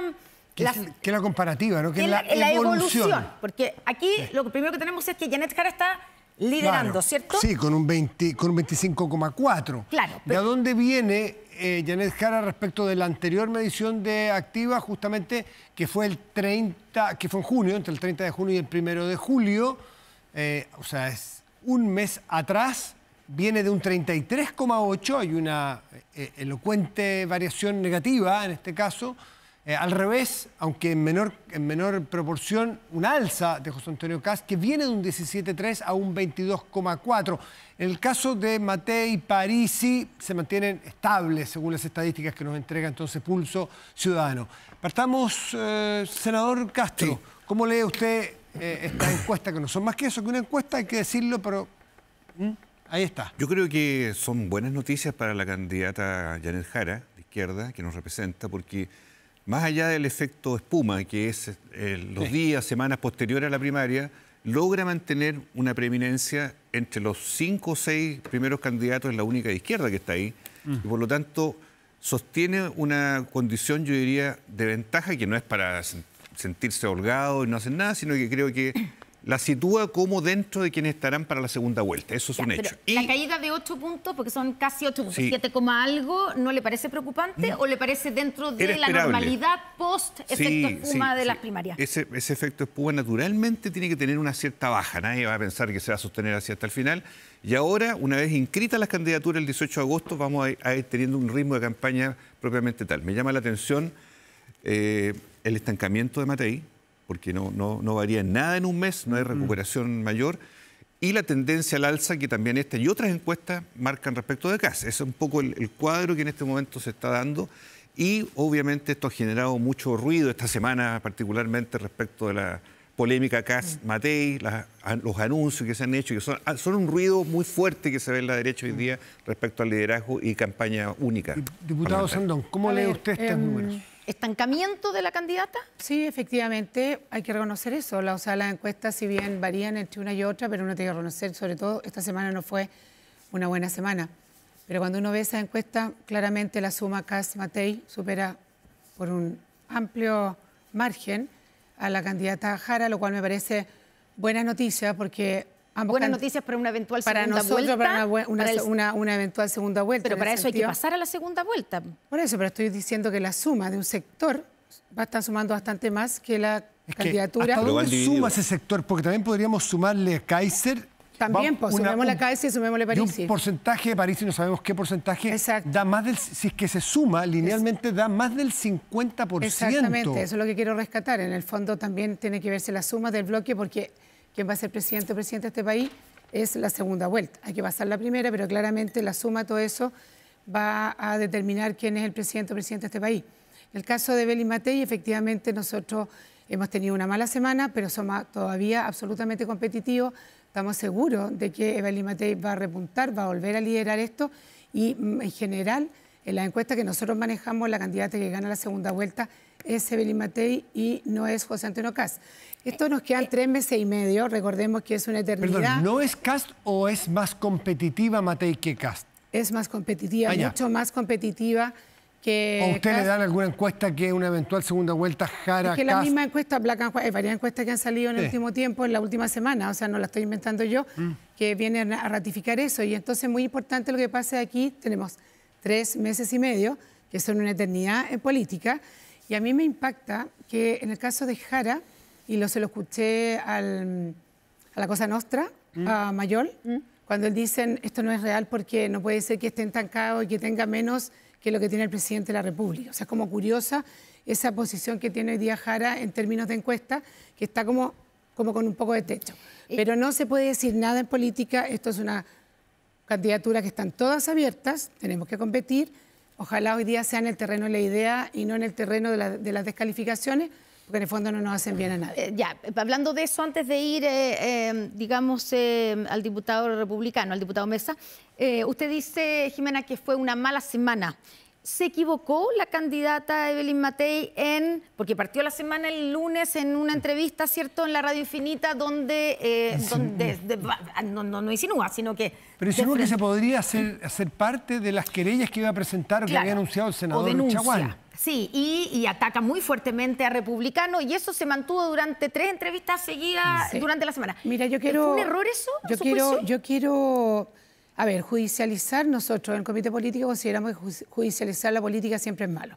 Pero la candidata Evelyn Matei está convencida, y es por eso que fue insistente en el tema, de que estamos en un punto de inflexión en el tema de la política bots. Porque hoy día puede ser una candidata, el día de mañana puede ser un fiscal, o un proyecto del gobierno, o lo que sea. O sea, este es un minuto donde nosotros tenemos que terminar con este tipo de política, porque de verdad que puede poner en juego el tema de la democracia, porque la democracia se basa en 2 valores fundamentales, que son la igualdad, ¿no es cierto?, y la libertad. Y yo creo que este tema que estamos viviendo, que además todos los políticos vivimos, ¿no? Porque esto no es solo un sector, aquí nos pegan por todos lados, y sobre todo que hoy día hay gente, incluso que yo lo veo en parlamentarios, sobre todo más jóvenes, que miran las redes sociales y dicen, mira, que mis redes sociales dicen tal cosa. Yo creo que eso es muy brutal. Tenemos que volver a la calle, a estar con la gente, y para mí, al menos en lo personal, el termómetro de la calle con Evelyn Matei es muy diferente a lo que se está viendo en las encuestas. Diputado Mesa. Sí. ¿Cuál sería la pregunta? Claro. No, ¿cómo lee usted los números? Ah, perfecto. Sí. Claro, volvemos a la pregunta inicial. Volvemos a la pregunta original, perfecto. ¿O quiere que le preguntemos Yo respondo lo que me pregunten. por los bots que supuestamente están relacionados con su partido y con su candidato? Yo respondo, si quiere respondo a las 2 preguntas. Parto primero con el tema de las encuestas. Nosotros lo hemos dicho consistentemente, no hacemos una campaña pensando en las encuestas. La única encuesta, por supuesto que las miramos, y las encuestas, la encuesta más importante es la de noviembre. Esa es la que realmente importa. Y si uno tuviese que hacer un análisis de esta encuesta, yo creo que ratifica el camino que nos hemos planteado no hace un par de semanas. Nos planteamos en enero un camino que era hablar de la verdadera urgencia de los chilenos, semana a semana, salvo alguna que otra semana hemos sido consistentes. Seguridad, migración, economía. Y en anunciar planes, no solo en esos temas. Es que no lo sacan de ahí, es difícil sacarlo de ustedes. Hablamos, por ejemplo, en materia de educación, el plan Patines para Chile. Hablamos en materia de salud, el plan 0 para reducir o eliminar las listas de espera. Tenemos planes para muchos temas y vamos a seguir planteando planes para otros temas, que además lo que genera es un movimiento, por así decirlo, que nosotros anunciamos un plan y llega gente a aportarnos y nos dice, mira, a este plan podríamos sumarle tal o cual cosa o restarle tal o cual cosa. Nos ha permitido eso, hablarle de la urgencia a los chilenos. Y respecto al segundo tema, yo creo que coincidir con una cosa de lo que dice la diputada Sandón. Nosotros mismos vivimos, no por parte de votos, por parte de una diputada oficialista, de una diputada que era jefa de campaña del candidato del Frente Amplio, que dijo que nosotros íbamos a eliminar la PGU. Ayer en la tarde en Cerro Navia, ahí en la calle Afrodita, tuve una reunión con adultos mayores y ellos me preguntaban, oiga, ¿es verdad que van a eliminar la PGU? A ese nivel de profundidad llegan a penetrar lamentablemente las mentiras. Y nosotros por lo menos hemos escogido el camino de hablarle con la verdad a los chilenos y que evalúen si es que consideran que lo que nosotros decimos está bien o que lo que nosotros decimos está mal. Creo que ese debiese ser el camino. Y yo por lo menos insto a todas las candidaturas, y con esto cierro, disculpe, insto a todas las candidaturas a que hablen de sus propuestas a los chilenos, y los chilenos se van a saber informar, porque además también los medios de comunicación ayudan mucho en eso, a saber cuáles son las verdaderas propuestas de cada candidato. Después de que se supo bozo o de esta persona que con nombre y apellido, señor de apellido Kunzman, que daba Leandro Kunzman de Valdivia. Daba a entender que la candidata Matei tenía problemas de locura temporal, si no me equivoco. Era Alzheimer, era locura temporal. El candidato Kast, su candidato, dijo que ellos no hacían ese tipo de campañas. Más, no rechazó lo que dijo el señor Kunzman y a mayor ahondamiento, el señor Kunzman estuvo con el señor Kast sacándose fotos de campaña en la sede. ¿Eso no es acaso decir que no están haciendo ese tipo de campañas, pero igual abrazan ese tipo de campañas? Es que a usted se le olvidó contar una parte de la historia. Cuéntemela usted. La historia dice que Leandro Kunzman emitió una declaración con disculpas públicas a Evelyn Matei, que la propia Evelyn Matei aceptó esas disculpas públicas. Entonces, a toda esa historia que usted nos cuenta, tiene que sumarle esa parte. Yo creo que... Pero aquí basta con eso, no era necesario igual ser candidato. ¿Los representa como para ir de candidato? Por supuesto que ese error no nos representa, pero nosotros hemos visto la trayectoria como concejal de Leandro Kunzman, hemos visto la trayectoria como dirigente político en la región de Los Ríos, es una persona que en todo su actuar en política, salvo este error que comete, por supuesto, no nos representa. A mí lo que me llamaría profundamente la atención es que nosotros, teniendo una persona, por ejemplo, que está siendo perseguida por delitos graves de malversación de fondos, como el caso de Daniel Jadwe, a esa persona intentemos llevar de candidato, pero una persona que emitió un comentario desafortunado en redes sociales, se da cuenta del error, se arrepiente, pide las disculpas. Por favor, no nos cuestionen que Leandro Kunzman sea candidato cuando el Partido Comunista va a llevar a una persona que probablemente termine siendo acusada de malversación de fondos en las próximas semanas. Quiero solo aclarar un tema de la PGU, porque la PGU no existiría si los demás diputados no hubiéramos votado a favor en general las enmiendas del Senado. Entonces yo quiero aclarar eso. Ustedes corrieron el riesgo de que la PGU, el aumento, no existiera, porque votaron en contra. Después pidieron, pero pediste votación en separado. ¿Y la votamos por la PGU, sí o no? Está bien, pero espérate. Pero sí, pero espérame, pero venía en un paquete. ¿Todo el resto son fake news? No es fake news, porque venía en un paquete de enmiendas del Senado que todos los diputados salvamos. Y si eso se hubiera caído, si nosotros hubiéramos votado en contra... ¿La PGU se mantenía en pie? No se mantenía en pie, porque lo general no se mantenía en pie. Entonces, yo creo que es súper... Usted dice, diputada, usted dice que el Partido Republicano, en el momento en el ámbito legislativo, puso en riesgo la PGU. Pero por supuesto que sí, cuando tú votas en general en contra, por supuesto que sí, porque no se sigue adelante, la votación se acaba, no hay votación en particular después. Si el general se vota en contra. A ver, por favor, diputado. Pero ahí está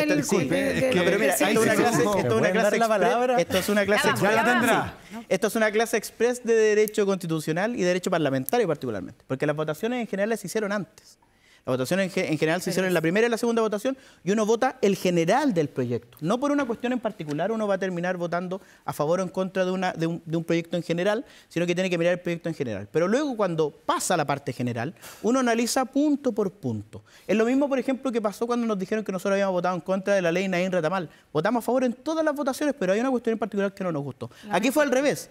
La mayoría de la reforma de pensiones de la exministra Jara nos parecía mala, pero en temas de PGU nosotros hemos sido consistentes. Pero ustedes sí votaron, en votar a favor. Pero sí votaron en contra en la votación general. De la reforma de pensiones, sí. Y dentro de esa votación, por supuesto que dentro de ese proyecto iba la PGU. Y eso votamos a favor. O sea, si hubieran ganado la postura de ustedes, si ustedes hubieran logrado convencer a más gente de la derecha o cualquier sector de votar en contra de la idea de legislar, no habría habido PGU. Es que ahí donde surge... aumento en la PGU. Sí, ahí donde surge el problema, porque nosotros le pedimos al gobierno...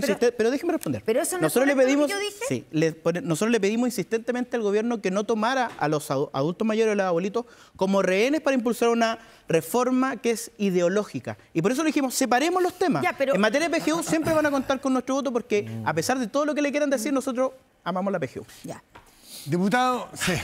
Oye, pero antes de ir, quiero mostremos una lámina más para de lo que pasa, del escenario muy bien, para que imputar el tiempo, ¿ya? Todo el tiempo se le devuelve. Vamos a las preferencias presidenciales segunda vuelta. Si es que la segunda vuelta fuera entre Janet Jara y José Antonio Kast, ¿quién gana? José Antonio Kast con un 41,1% versus 33,5% de Janet Jara. Muy bajo ya. Nulos y blancos. Hay nulos, 13,9. Nulos blancos, no sabe, es muy grande todavía. Es bastante grande todavía. Es un cuarto prácticamente. Exactamente. ¿Qué pasa con el otro escenario? Segunda vuelta entre Evelyn Matei y Janet Jara. Vamos a ponerla también. Ahí está. También se da un triunfo para la candidata opositora en este caso. Janet, con un poquito más bajo. Que también es mucho más amplio el blanco, el no sabe, es más amplio que el cuarto. Y Janet Jara también un poquito, también baja un poco su votación, 29,8. Don Diego Ibáñez, ¿de dónde saca su candidata más votos para superar ese umbral del 30, por ponerle un número redondo? Cuando hablamos de propuestas, allí yo creo que hoy la gente está esperando escuchar más que números de encuestas, porque si yo soy una persona que está viendo este programa y digo ya, ¿por quién voy a votar? Porque yo no sé, soy dentro de ese 15% que no sé. ¿Una encuesta me va a decir a mí por quién votar? No, porque yo voy a votar por quien ayude al pueblo de Chile a pasar un mejor pasar. Cuando nos sumergimos justamente en las propuestas, yo creo que hay que ser súper transparente con esto, porque mi juicio es que el modelo chileno económico para que la gente tenga más poder adquisitivo está, a mi juicio, estancado. ¿Por qué? Porque hay una alta concentración de riqueza. Porque el 3% de las grandes empresas, que son las que concentran más del 90%, por ejemplo, del mercado del comercio, son las que tienen utilidades millonarias. Y a ese 3% más rico, si yo escucho los debates, por ejemplo, en la SOFOFA, es a las cuales el candidato Kast les quiere bajar los tributos. Fíjate que hoy día estamos tramitando en la Cámara de Diputados un proyecto de ley que es para inyectar subsidios laborales con enfoque en las pymes. Sabemos que el crecimiento económico, el empleo hoy es un desafío. La respuesta para que la gente que nos está escuchando en la casa es hoy fortalecer la pequeña empresa, fortalecer los subsidios laborales a la pequeña empresa, dar más empleo, terminar con la informalidad.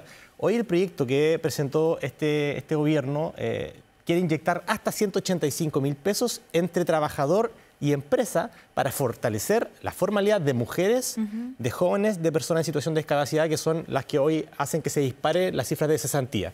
Eso es una cosa, pero eso no va a ocurrir si es que le bajamos los impuestos a las grandes empresas. Entonces aquí hay una dicotomía de mirar la perspectiva de crecimiento en Chile. Kast está a favor de eliminar el seguro social en materia previsional, o sea, quitar el bono mujer y quitar el bono a las cuidadoras, que se aprobó en esta reforma esta reforma de pensiones. Pero ¿puedo hablar? Tú hablaste harto rato. Kast.cl, busca los planes y dime en cuál sale, para que no siga difundiendo mentiras. Mira, tengo de hecho el pantallazo, aquí está. No, pero En la página del Partido Republicano, número 4, defensa de ahorros previsionales, eliminar préstamo estatal obligatorio y asegurar que el 100% de las cotizaciones sean individuales. Eso es en la práctica. ¿No has podido responder? Ya, pero ¿puedo hablar? Pero mentiras pero no. Si está en la página de su partido. ¿Pero en qué plan? Juan, está en la página de su partido. Mandaron un pantallazo que no tengo idea de lo que está hablando. Acá está el pantallazo del Partido Republicano. ¿Usted reconoce que esa idea está en la página de su partido? Yo la verdad que esa no la he leído. Lo que sí le puedo decir es que los planes para Chile no salen de esa idea. Entonces, yo me meto a la página, pero ¿puedo hablar? Puede haber sido que estaba en la idea de republicanos cuando se discutió la reforma previsional. Sí, nosotros cuando hablamos de reforma previsional, nosotros dijimos una cosa, y fue un compromiso que firmamos todas las fuerzas de oposición de no ir al reparto. Eso fue lo que dijimos. Y todas nuestras ideas en ese sentido avanzaron. ¿Y qué significa eso? Ahora, lo que nosotros hemos dicho, eliminar el reforzar bono mujer y el bono cuidadoras. Es eliminar lo que el seguro social. Reforzar la PGU. Mira, bueno, aquí está la página del Partido Republicano, se pueden meter. Diputado Mesa, usted dice que no está dentro de los planes del candidato lo que está leyendo el diputado Ibáñez. En ninguno de los planes que nosotros hemos lanzado hasta el momento. Yo invito a la gente a meterse a la página del Partido Republicano, .4, defensa de los ahorros previsionales. El efecto de la propuesta es eliminar el bono mujer, eliminar el bono a las cuidadoras y eliminar el seguro social que se ganó en la reforma previsional. Por eso votaron en contra de la reforma previsional. Votaron en contra de la reforma previsional. Ahora, respecto de la PGU, estamos de acuerdo. Podemos subir la PGU. El tema es que ¿de dónde vamos a sacar esos recursos si le van a bajar los impuestos a las grandes corporaciones como Cencosud, que el primer trimestre sacó utilidades millonarias? Eliminemos a los diputados políticos. La Comisión Marfan dice ¿por qué votaste en contra de la ley antipituto entonces? Pero ¿puedo? Puede, por supuesto que puede. Pues. La Comisión Marfan, que tiene un apoyo transversal de distintos sectores políticos, señala que, eliminemos todos los apitutados, lo que ellos le llaman la grasa del Estado. Ni el 1% podemos recaudar más de impuestos. Y lo que cuesta la PGU, cuesta el 1,5%. Entonces, es mucho populismo hoy querer bajar los impuestos a las grandes corporaciones y al mismo tiempo aumentar la PGU. Eso no existe porque por lo demás el Estado de Chile está endeudado en cerca del 45% de su Producto Interno Bruto. O sea, tenemos una regla de responsabilidad fiscal que al parecer Republicanos los va a romper, porque lo que nos va a tener que obligar es a endeudarnos más, lo que va a subir también el factor de riesgo del país. Por tanto, creo yo que el programa económico... ¿Por qué llegas a esa conclusión? Porque justamente si tú vas a bajar los impuestos a las grandes corporaciones, si tú ¿qué puede pasar? Vas a recaudar menos... ¿Necesariamente?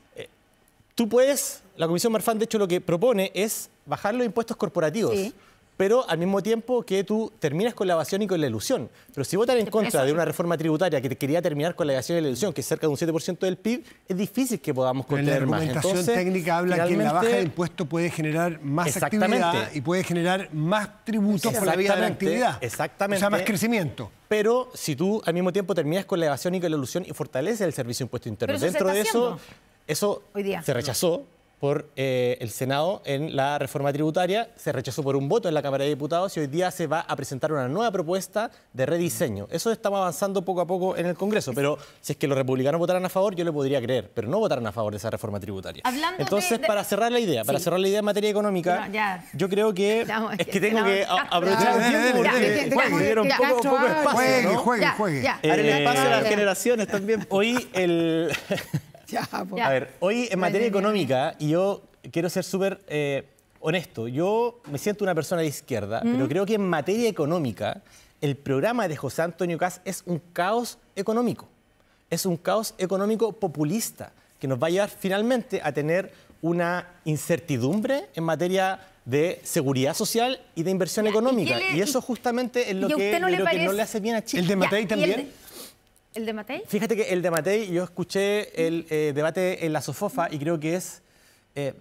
no estoy de acuerdo porque, bueno, yo estoy con Jara, pero creo que es mucho más racional desde el punto de vista de establecer propuestas menos populistas que las propuestas de Kast. Kast finalmente va a hacer que implosione el modelo cuando tú pones en riesgo, por ejemplo, la reforma previsional.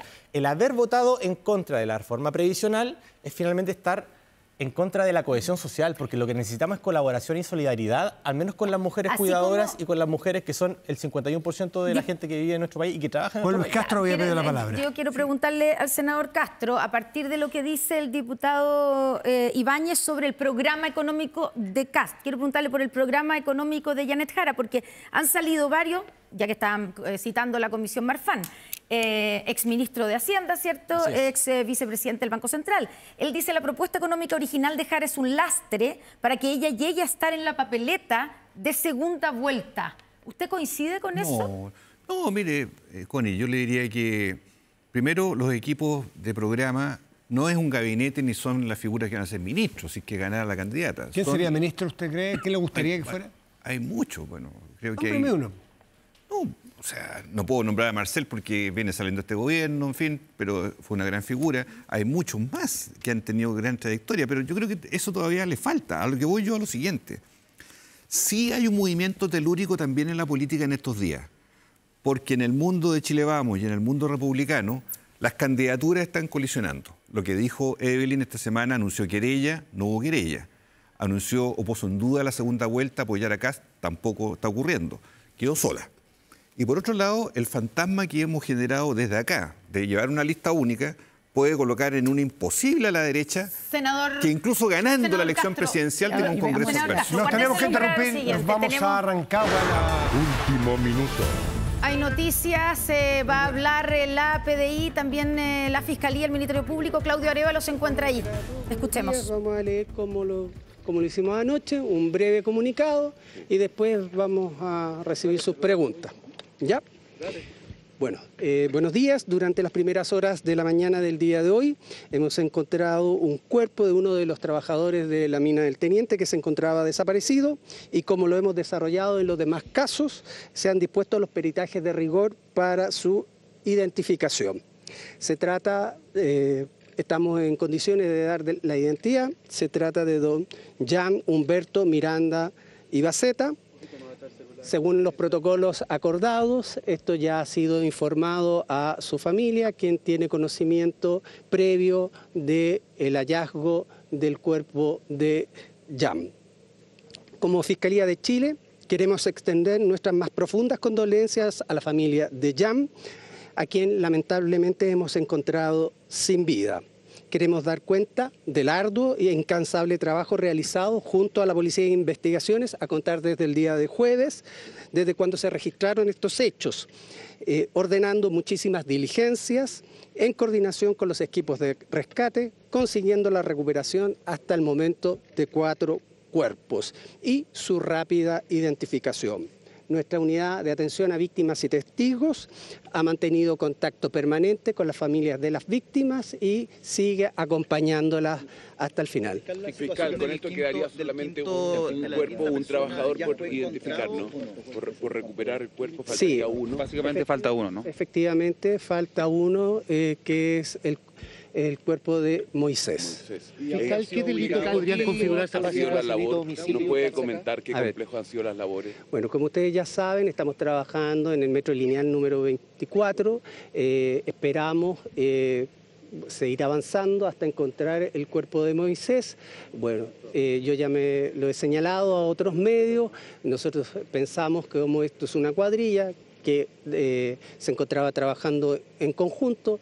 Nosotros los hemos encontrado desde el metro 21 al 23, por tanto seguiremos avanzando hasta encontrarlo, esperamos que sea pronto. ¿Es cuasi delito de homicidio, fiscal? ¿Se investiga por cuasi delito de homicidio? Sí, efectivamente, nuestra investigación, como lo señalamos desde el día jueves, es por cuasi delito de homicidio. ¿Qué evidencia se ha...? Le preguntan por las diligencias, habló de múltiples diligencias. Estamos trabajando con múltiples diligencias, me acompaña don Juan Reyes, de ahí quiero dejarle la palabra para que él dé cuenta del trabajo científico-técnico que hemos hecho en el sitio del suceso a contar desde el día viernes bueno, contarles que han concurrido diversos peritos de Santiago, no solo de la Brigada de Homicidio y de la CRIM de la región de O'Higgins, sino que también de la CRIM Central. ¿Fiscal, no se ha tenido contacto con el último trabajador? No, ¿Ningún tipo de contacto? No hemos tenido contacto, lamentablemente, hasta el momento. ¿Fiscal, la posibilidad de encontrarlo con vida remota? Bueno, nosotros nunca lo hemos descartado, sin duda seguimos trabajando, obviamente no podemos descartarlo ni asegurarlo, dado las condiciones que ustedes saben son muy difíciles al interior de la mina. ¿Nos puede describir un poquito cómo son las condiciones del terreno? ¿A qué distancia estaban? Se hablaba que estaban con máquinas remotas trabajando. Las formas en las que se está trabajando a propósito de este rescate. Se ha trabajado con máquinas remotas que se opera por el equipo de rescate de Codelco a una distancia prudente, razonable, en un área segura, pero al interior de la mina. Fiscal, ¿podría explicar como área segura? Lo que hemos hecho, como lo hemos reiterado, en definitiva es una estrategia de trabajo que permite mantener las labores de rescate y en paralelo hacer el trabajo del sitio del suceso. Por tanto, las detenciones han sido mínimas, han sido solo para la extracción de los cuerpos y en definitiva hemos hecho una fijación fotográfica inmediata a medida que vamos haciendo el hallazgo y retirando el cuerpo y posteriormente hacemos el resto de las labores en la zona segura para que en definitiva la maquinaria siga operando. Fiscal, solo para entender por qué se investiga cuasi delito de homicidio en el caso de estos 4 trabajadores lamentablemente encontrados sin vida. Bueno, porque cada vez que existe una muerte violenta y en este caso un accidente del trabajo, pueden existir infracciones reglamentarias, legales y de las normas de seguridad y por tanto podría existir una responsabilidad culposa en ese caso. Y eso es lo que constituye un cuasi delito que en este caso... ¿No ha existido ningún tipo de evidencia respecto a eso? ¿A trabajadores de Codelco, de la empresa, a los sobrevivientes también? Sí, efectivamente, estamos tomando muchas declaraciones. Les puedo señalar que, por ejemplo, ya me ha informado la Policía de Investigaciones que se ha terminado de tomar las declaraciones respecto de todos los lesionados y, por tanto, vamos a seguir en esa senda, también a funcionarios de Codelco, pero ustedes comprendan que esta es una investigación sumamente compleja. Son muchas las declaraciones que se deben tomar dentro de los próximos días. ¿Y hasta ahora hacia dónde apunta la investigación en virtud de los antecedentes que han podido recabar ustedes? Es muy prematuro señalar hacia dónde apuntan. en el día de mañana ya recién nos van a remitir las declaraciones que se terminaron de tomar anoche de los lesionados y por tanto recién ahí vamos a tener más claridad respecto de Fiscal, ¿cómo se compatibiliza? Que se trabajaba en una zona insegura. ¿Podrían esperar nuevos resultados pronto? Regional de O'Higgins, Aquiles Cubillos, en el informe también de Claudio Arévalo, entregando la identificación del cuarto cuerpo encontrado durante esta mañana. Se trata de Jan Miranda, es un trabajador de 31 años, nacido y creció y nació en Rancagua. Ayer durante nosotros, uno de nuestros equipos estuvo con su familia conversando bastante y el hermano, Michael, el hermano de Jan Miranda decía y contó en algún momento que la señora de Jan estaba embarazada, lo que hace por supuesto más dramático aún, por supuesto, esta noticia. Esto significa entonces que ya hay 4 de los mineros que estaban atrapados, ¿cierto?, que han sido identificados, 5 en total del derrumbe, porque tenemos obviamente a Paulo Marín, cuyos funerales se están realizando a esta hora. 5 personas fallecidas hasta aquí, claro. Y se sabe o no hay información respecto de don Moisés Pavés, que se está trabajando justamente para dar con el lugar donde se encuentra y no se descarta nada todavía de su situación. Claro, se le pregunta ahí al fiscal, porque el fiscal dice una frase, dice todavía falta por encontrar el cuerpo de Moisés Pavés. Entonces, claro, alguien puede interpretar esa frase como que la información es que estaría sin vida, pero el fiscal aclaró que eso no se sabe, que no hay esa información, que no ha habido ningún contacto con Moisés Pavés y por lo tanto no se descarta que pueda encontrarse con vida. Vamos a tener esa información apenas, por supuesto, que se genere. Sí, teníamos ya el dato, no la identificación, se van conociendo entonces los nombres. Estaba hablando yo lo interrumpí, senador Castro. Ya, espere, y sí, usted estaba hablando y se estaba refiriendo al programa económico y a la candidatura de Kast versus Matei, pero yo le quiero devolver la pregunta acerca de si usted no tiene las dudas que tienen algunos socialdemócratas de realmente cuán serio es estas declaraciones de Janet Jara sobre su programa económico, sobre que fue un error, por ejemplo, hablar del programa inicial, del modelo de desarrollo basado en la demanda interna, etcétera. Yo creo que en la primaria, como toda primaria, se dirige al nicho, que es el mundo de izquierda, centroizquierda, que dirimía una candidatura entre sí. Ahora, y ella lo dijo como reseteo, para incluir a todos los sectores, incluir a la democracia cristiana, el socialismo democrático, y obviamente tiene que presentar un elenco de figuras que ayuden en ese propósito. Pero eso no significa que ella deje de creer en eso, ¿sí? No.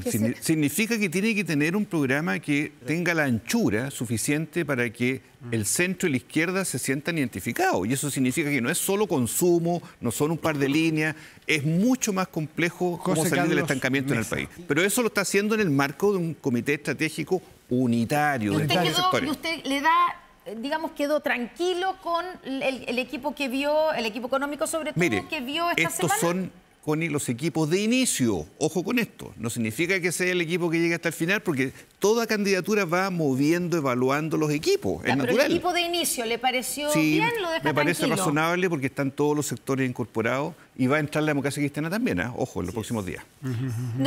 A mí me queda la duda de la explicación del senador Castro, que tengo toda la tranquilidad de que él lo hace de buena fe, pero ¿en qué momento entonces Janet Jara nos mintió? ¿Por la primaria o ahora? ¿Por qué la idea es que levantó en la primaria, ahora no son buenas para Chile? No, a mí me queda esa duda. Pero José Carlos, disculpe, pero eso mismo se podría aplicar a la candidatura de José Antonio Kast, ¿en qué momento dejó de creer que era prescindible un Ministerio de la Mujer, que es candidaturas anteriores? Las candidaturas van evolucionando. Nosotros en ningún momento hemos dejado de creer que hay que reducir el tamaño del Estado, y le voy a llevar a números.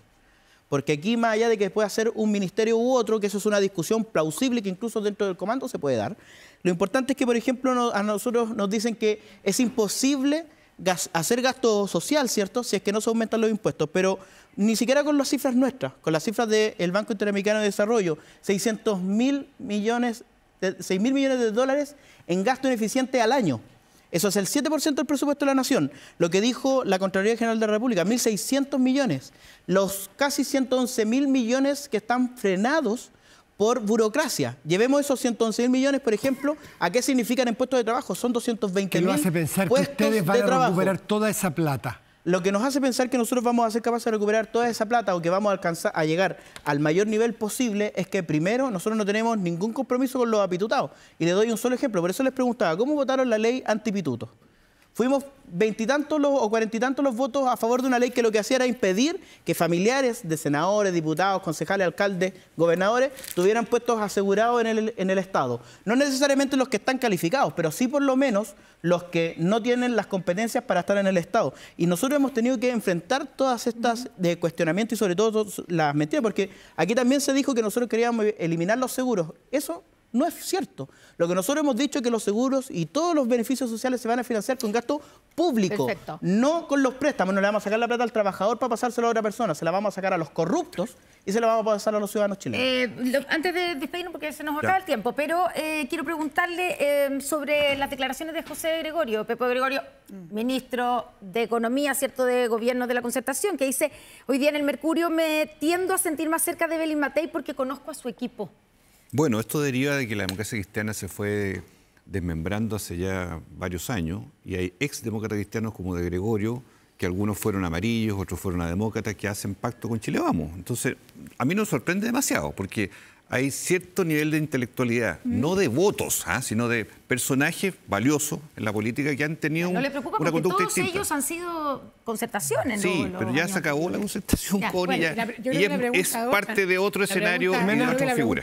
¿No le preocupa al Partido Socialista que le vaya a pasar lo mismo que al Partido Demócrata Cristiano, que hoy día ya no va quedando nada, justamente porque de alguna forma negaron sus principios justamente al unísono del Partido Comunista? ¿A usted no le preocupa que su candidata se esté desfondando y que solamente una entre a la primaria? Eso se va a ver, el senador querido, se va a ver al final cuando pasemos a la segunda vuelta. Porque hoy día va acá arriba que Matei y Matei está estancada. Pero respóndame la pregunta, ¿no tiene ningún análisis sobre esa materia? Porque yo veo muchos viudos al Partido Socialista que no está cómodo con Janet Jara, porque es importante, y con esto tomo lo del diputado Mesa, cuando tú ganas una primaria con un proyecto de gobierno donde va a nacionalizar el cobre y después se borra y ahora se van al programa de gobierno de TOA. Básicamente es eso. Tengo estas ideas. Si entonces, no tengo esta idea, me paso esta bocha. Lo que a nosotros nos preocupa es pasarnos del tiempo. Se ha hablado lo suficiente. Los tendremos próximas semanas aquí. Les agradecemos mucho, senador Castro, diputado Ibáñez, Mesa y Osandón, por acompañarnos esta mañana tan movida, con tanta información. Telúrica. Y se agradece la flexibilidad, por supuesto, de pasar a un tema y otro. Muchas gracias.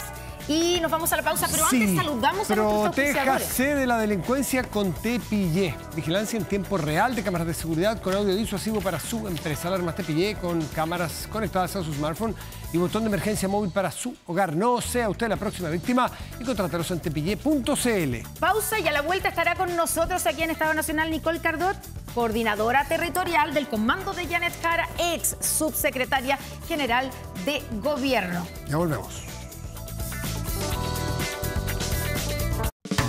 Ya volvemos con Estado Nacional, con el auspicio de Salmón Chile. Estamos de vuelta aquí en Estado Nacional. En uno de los rincones más aislados del planeta, más de 86.000 personas transformaron el talento del sur en la segunda industria más grande de Chile. Hoy el salmón chileno llega a más de 100 países. Una proteína sustentable, creada con ciencia, innovación y orgullo, porque Chile no es el fin del mundo, es el principio de lo que viene. Nuestros auspiciadores. Sí.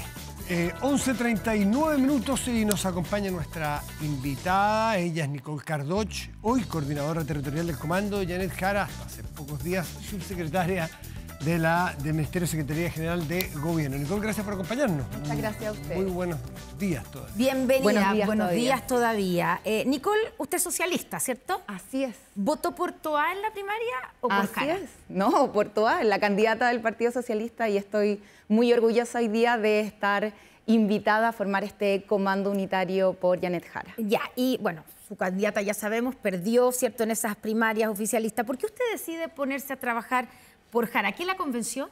Muy buena pregunta. La verdad es que lo estuve conversando con mi familia, con mis amigos, con los grupos más cercanos con los que uno toma este tipo de decisiones. Y la verdad es que me convence su liderazgo. Creo que Janet, a quien conozco hace ya muchos años, ha demostrado que tiene el liderazgo necesario para los desafíos que Chile requiere en este nuevo periodo. Ha logrado mantener acuerdos importantes, ha logrado mantener una coalición que por primera vez en la historia une a partidos del centro político y la izquierda detrás de ella, pero más importante, yo creo que reúne un entusiasmo genuino, ciudadano, que está detrás de cambios que sean graduales, paulatinos, pero que mejoren la vida de las personas. ¿Ese entusiasmo hasta aquí no ha alcanzado su candidata, Carolina Toá, porque no se ha incorporado? ¿Es cosa de tiempo? Porque es razonable y esperable que cualquier candidato que sufre una derrota electoral pase un tiempo de reflexión.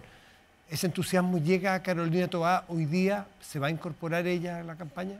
Sí, yo creo que por supuesto ese entusiasmo llega a la Carolina Toá. Yo aparte le quiero mandar un gran saludo porque me mandó un mensaje muy cariñoso cuando se enteró que yo era parte del comando. Efectivamente, yo creo que todos los candidatos, incluso ese mismo día, los resultados de la primaria fueron tan contundentes y todos los candidatos no dudaron, ni un minuto en ponerse a disposición de esta candidatura unitaria. Pero eso es lo que debía ocurrir y ocurrió, y el compromiso que tenían todos los candidatos. Es lo que debía ocurrir, pero ocurre en nuestro sector. Si vemos el sector de la derecha... ¿Se va a incorporar Carolina Toá a los equipos de trabajo? Se va a incorporar, está con entusiasmo, está muy atenta además del desarrollo de esto, pero además están detrás de los equipos de trabajo, liderazgo que representan a los partidos, a los distintos partidos, pero además a los ciudadanos y ciudadanas. Sí, se va a incorporar, dice usted. O sea, usted tiene información de que Carolina Toá se incorpora. No, yo eso no quiero ser, porque yo acá no puedo ser vocera de circunstancias, situaciones que tiene que anunciar nuestra candidata presidencial, Janet Jara. Ya, pero ¿usted ha hablado con Carolina Toá? Por supuesto. Ya, ¿y ahí qué le ha dicho Carolina Toá? ¿Que va a incorporarse o que se va a poner a disposición o no? Lo que yo he hablado con la Carolina, y como lo acabo de decir, es su alegría en que estemos nuevas figuras incorporándonos a este desafío, y lo que dijo también el mismo día de los resultados de la primaria es que ella cree en este proyecto unitario de los partidos del centro, de la izquierda, pero además de seguir sumando a ciudadanos y ciudadanas de Chile. Por lo tanto, no le ha dicho que se va a incorporar a la campaña. No puedo confirmar ni negar nada, pero ustedes saben que todos los nuevos integrantes, luego de los días que van a pasar, las próximas semanas, ya hemos hablado además que durante los próximos días vamos a conocer las vocerías del comando, más de los equipos programáticos. Eso, la única que puede estar autorizada para dar esas buenas noticias es nuestra candidata presidencial. Ahora, usted dice que hay mucho entusiasmo, no todo del mundo del socialismo. Yo no sé exactamente quién está militando en la actualidad. Recordemos que hubo un proceso de reinscripción. Súper antiguo ese proceso, sí. Pero no todos, en distintos partidos, no todos se reincorporaron, aunque siguen siendo del alma de un partido A, B o C. Voy a citarle en este caso a Manuel Marfán, que fue ministro de Hacienda, siendo militante del PS. Histórico PS, pero ya no es hace como 10 años que dejó de militar. Bueno, dijo en una entrevista a La Segunda que la gente que está en la socialdemocracia se pregunta cómo es la verdadera Janet Jara. Y esto en función de no solo de las declaraciones de una campaña en primaria, sino en la historia del Partido Comunista que está escrita. ¿Es socialdemócrata, Janet Jara? O sea, si ser socialdemócrata significa llegar a acuerdos para las grandes mayorías de Chile, acuerdos graduales y paulatinos, creo que Janet ha demostrado ser socialdemócrata. ¿Eso es ser socialdemócrata? ¿Llegar a acuerdos? Es parte importante. O sea, llegar a acuerdos es parte fundamental de la política. Cuando hablamos de hacer que la política funcione, que tenga sentido, significa llegar a acuerdos que mejoren la calidad de vida de la gente. ¿Usted es socialdemócrata? Por supuesto, soy socialista. ¿Qué la define como socialdemócrata? Primero, que creo profundamente en fortalecimiento de las instituciones democráticas. Yo creo que eso está en la base de nuestra construcción política. Pero cualquier partido, supongo, creer en la democracia. No bueno, solo, hoy día, definición de socialdemocracia. Hoy día hay bases que yo no podría decir que comparten todos los partidos. Cuando hablamos de que hay límites que tienen que ponerse en democracia, que fortalezcan las instituciones, donde las personas no solamente participen con su voto cada cierto tiempo, sino participen en la gestión de la política pública, en la construcción. Yo creo que no todos los partidos están en esa posición, y estoy además segura de que nuestro sector ha dado muestras de eso.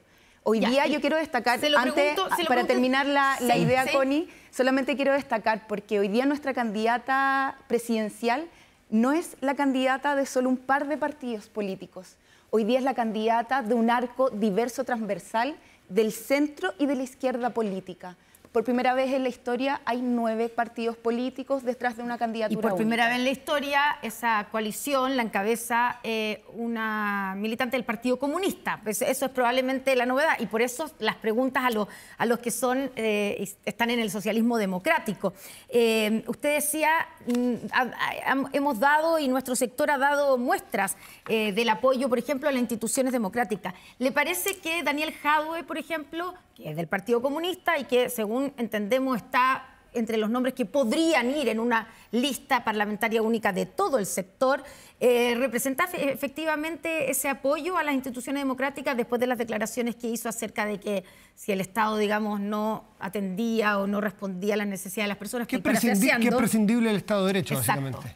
Sí, yo creo que voy a volver a repetir algo que ya ha dicho nuestra candidata. Esas declaraciones fueron bastante inadecuadas, pero lo que se trata de este comando, este equipo de trabajo y esta candidatura no es ser intérpretes de las visiones o posiciones de otros. No, pero estamos hablando de una persona que es importante dentro del Partido Comunista, que es el partido de la candidata. Es que, Connie, hoy día la candidata presidencial es Janet Jara. Ella nos ha convocado con su liderazgo, con su coherencia, con su transparencia, pero además ha dejado claro que en su historia y trayectoria de vida que ella ha puesto siempre el fortalecimiento de las instituciones democráticas por delante. Por lo tanto, no hay duda de eso. Por lo tanto, usted dice, ¿nos olvidamos de que pertenece al Partido Comunista? No, eso no es lo que digo. Yo jamás podría decir eso. La gente además no entendería que nosotros escondiéramos militancias que existen. Ahora, estas militancias son parte fundamental del proyecto político. Pero lo que nosotros también sabemos es que tenemos que ir a buscar además a quienes piensan distinto. La diferencia de lo que nosotros estamos ofreciendo para Chile versus lo que está ofreciendo la vereda del frente con sus disputas intestinas que se han dado durante las últimas semanas es que nosotros ofrecemos espacios de diálogo. Muchas veces pensamos en algunas materias distintas, pero nosotros nos ponemos de acuerdo detrás de un camino, detrás de un horizonte, detrás de un objetivo, y eso es lo que estamos haciendo. Sí, en el caso de otro miembro recién presentado del comando, Luis Eduardo Escobar, un economista que lo conocemos porque es de larga trayectoria, ha dicho que la candidata le dijo a él, aparentemente... Viene en una entrevista hoy día... Sí, me parece que en la tercera, dice que Janet Jara le dijo a él mismo que ella era socialdemócrata y que no cree en la lucha de clase ni en la dictadura del proletariado. ¿Son temas sensibles eso para generar unidad y amplitud? No, yo creo que son temas caricaturas finalmente de lo que se pretende que sea la política. Yo creo que la figura de Janet lo ha dejado más que claro, lo ha demostrado y además ha dejado claro que todas las personas que nos sentimos convocadas a estos equipos de trabajo sabemos que el horizonte de cambio de los desafíos que tiene el país son horizontes donde hay que lograr acuerdos también con los que piensan distinto. Pero en los horizontes ideológicos del Congreso, del último Congreso del Partido Comunista, el Congreso Ideológico, de enero de este año, no caricatura, está, no sé si usted ha leído, me imagino el documento, sí, pero... dice que hay que superar la democracia actual. Sí, pero Matías, yo creo que esto, vuelvo a reiterar, la candidata presidencial hoy día no es la candidata de un par de partidos, es la candidata que representa a todo el arco de la centro y de la izquierda política. Ella suscribe cada una de las páginas de ese Congreso Ideológico del Partido Comunista o no. Lo que ella cree lo ha dicho y ha sido reiterativa. Ella cree en fortalecimiento de la democracia. ¿Pero esta democracia u otra democracia? Esta democracia, que es la democracia que tenemos en Chile, que es la democracia que hemos logrado avanzar, construir y profundizar, que es también parte importante de nuestro desafío desde la vuelta a la democracia con nuestros partidos, con nuestra historia, pero también con nuestra acción. Nicole, ¿hay algo o qué es lo que para usted, como representante del Partido Socialista en la campaña de Janet Jara, tiene que estar sí o sí en el programa de la candidata?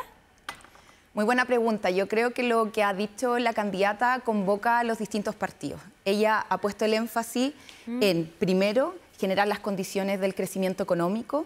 Sabemos que hay un PIB tendencial de aquí al 2030 que está proyectado, pero además sabemos que hay que superar esa expectativa.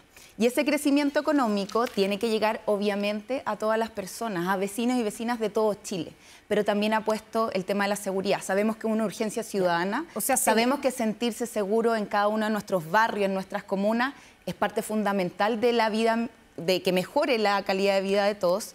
Y además, salud pública, vivienda, que son los temas que ella ha reiterado van a ser los ejes transversales de nuestro gobierno. Por lo tanto, para ustedes, según entiendo, la prioridad tiene que estar, lo nombra en primer lugar, el crecimiento económico. Ya, ¿y cómo conversa esa prioridad? Porque una cosa es decir crecimiento económico, eso lo dicen todos los candidatos, desde Janet Jara, digamos, hasta Johannes Kaiser, hablan del crecimiento económico. El punto es cómo se logra. ¿Cómo conversa eso con esta idea? Usted me va a decir, eso fue el programa de la candidata para las primarias, pero ahí está, el modelo de desarrollo basado en la demanda interna. ¿Eso tiene que borrarse, a su juicio? Yo creo que lo que estamos hoy día contemplando, lo dice además Luis Eduardo en su entrevista, que es parte importante del equipo económico que se acaba de conformar, es que primero el programa está en construcción, pero tenemos un lineamiento básico, que es un horizonte de crecimiento económico. Se suman, obviamente, perspectivas de que hay que mejorar las condiciones en que ese crecimiento económico se da. Y hay algo que ha dicho la candidata... fuera esto de que hay algo el modelo de desarrollo se basa en la demanda interna. Es que hay algo que ha dicho Connie, la candidata, que creo que es importante destacar, que la mejor inversión que puede hacer el país es la cohesión social. Es que los acuerdos en cómo logramos ese crecimiento económico incorporen a distintos actores, incorporen al mundo privado, incorporen además la eficiencia que tiene que tener el Estado, y nosotros creemos firmemente en que hay capacidad hoy día para mejorar la gestión del Estado, pero además que el gasto social esté interpretado en las urgencias de la gente. Bien cortito, pero ¿y debe incluir bajar el impuesto corporativo de 27 a 25% como lo proponía su candidata original, que era Carolina Toá? ¿O eso queda fuera? Yo creo que lo que hay que ver es que en materia económica esto no es un debate aislado, se tiene que ver en varios factores. Lo que decimos es que efectivamente no pueden haber promesas que no se puedan cumplir o que no sean reales al objetivo que nosotros queremos lograr. No solamente la baja de impuestos corporativos, sino que tiene que traducirse, por ejemplo, en mejores condiciones, en creación de puestos formales de trabajo, en ver cómo todo lo que afectó la pandemia, no solamente acá en Chile, a las economías mundiales, puede avanzar. Lo que usted está planteando creo que a todos nos parece fantástico, que mejoren más puestos de trabajo, mejores condiciones, mejor distribución en la sociedad, en fin. Connie le pregunta, su candidata, Carolina Toá, proponía bajar los impuestos corporativos de 27 a 25%. ¿Eso se mantiene en esta candidatura? Así de clarito y simple. Sí, pero yo le respondí al principio. El programa de gobierno se está construyendo. El equipo económico se incorporó el día jueves. O sea, estamos a domingo. Llevamos 4 días de trabajo poniendo distintas posiciones, porque la idea es ¿eso se está discutiendo? Cuando se está entre los debates. Pero evidentemente todos los programas, todos los lineamientos políticos se están discutiendo, pero además esa es la idea de tener candidaturas unitarias, no que lleguemos ya con una idea preestablecida y todos nos sumamos a esa idea, sino cómo vamos pensando distinto, incorporando acuerdos que nos hagan avanzar. Porque yo estuve, y ustedes habrán escuchado, estuve mirando el debate del último en Sofofa, donde la candidata Janet Jara descarta, o ella no es legítimamente no partidaria de esa rebaja impositiva a las empresas, rebaja de impuestos corporativos. Lo dijo desde un principio, desde las primarias. Sí, por eso. Eso no ha cambiado para nada su mirada, su parecer. El socialismo democrático, en esta discusión, en esta amplitud y construcción de un nuevo programa, ¿desechó esa intención o va a empujar que el proyecto final que le propongan a la población lleve incorporado la rebaja de impuestos a las empresas de 27 a 25, como lo tenía usted, me imagino, y su candidatura? ¿Usted sigue empujando eso o ya no creen en eso? Lo que yo les puedo decir es que efectivamente lo que nosotros creemos es que hay que tener crecimiento económico, que ese crecimiento económico tiene que ser... Pero eso es como la importancia del agua en la navegación. No, pero la idea de esta candidatura no es solamente decir eso, sino saber cómo hacerlo. Hoy día cuando se propone, por ejemplo, rebajar el impuesto... Sí. Escúcheme, Matías. Sí, cuando se propone rebajar el impuesto, se dice que con eso evidentemente vamos a tener mayores perspectivas de crecimiento. No, solo le pregunto si es partidario de bajarlo o no. ¿No en perspectiva de qué? Y lo que te tengo que decir es que eso se está construyendo hoy día, se está debatiendo. ¿Y siguen partidarios ustedes? ¿Ustedes siguen partidarios de bajar el impuesto corporativo, los socialistas? Es que yo no puedo hablar por el Partido Socialista. Mi rol en esta candidatura, primero recordarle a todos que yo soy la encargada territorial, pero además yo no soy vocera de los partidos políticos. Los partidos políticos tienen su función. Lo que hoy día tenemos es no solamente gente de los partidos políticos construyendo el programa, sino distintas visiones. Vamos a llegar a un acuerdo donde ese crecimiento económico le pongamos propuestas concretas. No eslogan, no planes A, B o C que llevan un titular, pero que nos dicen cómo hay que avanzar. Nos queda poquito tiempo. Usted dice, es la encargada territorial, ¿cierto? Me imagino que va a haber un plan ahora de la candidata, no sé si va a recorrer Chile o no, tal vez usted nos puede contar eso, pero quiero preguntarle de su candidata, ¿cómo cree usted que tiene o que va a poder superar el techo que está teniendo en estos minutos del 30%? Revisábamos recién la encuesta, en este caso, Pulso Ciudadano. Y ahora está Criteria también. Y hasta acaba de salir Criteria. Que da en mención espontánea a su candidata 28% en primer lugar. También en lista cerrada, también la da en el que acabamos de mostrar nosotros, ¿cierto? En Pulso Ciudadano también la da en primer lugar, pero también en 20 y algo, 25, y con una caída importante desde el último mes. Entonces, la pregunta es ¿hacia dónde se van a abrir? ¿A qué sectores pretenden llegar con esta candidatura para salir de ese 30% con el que no se gana en una segunda vuelta? Considerando que al otro lado pueden tener varios candidatos divididos, pero si se suman todos, tienen más del 50%.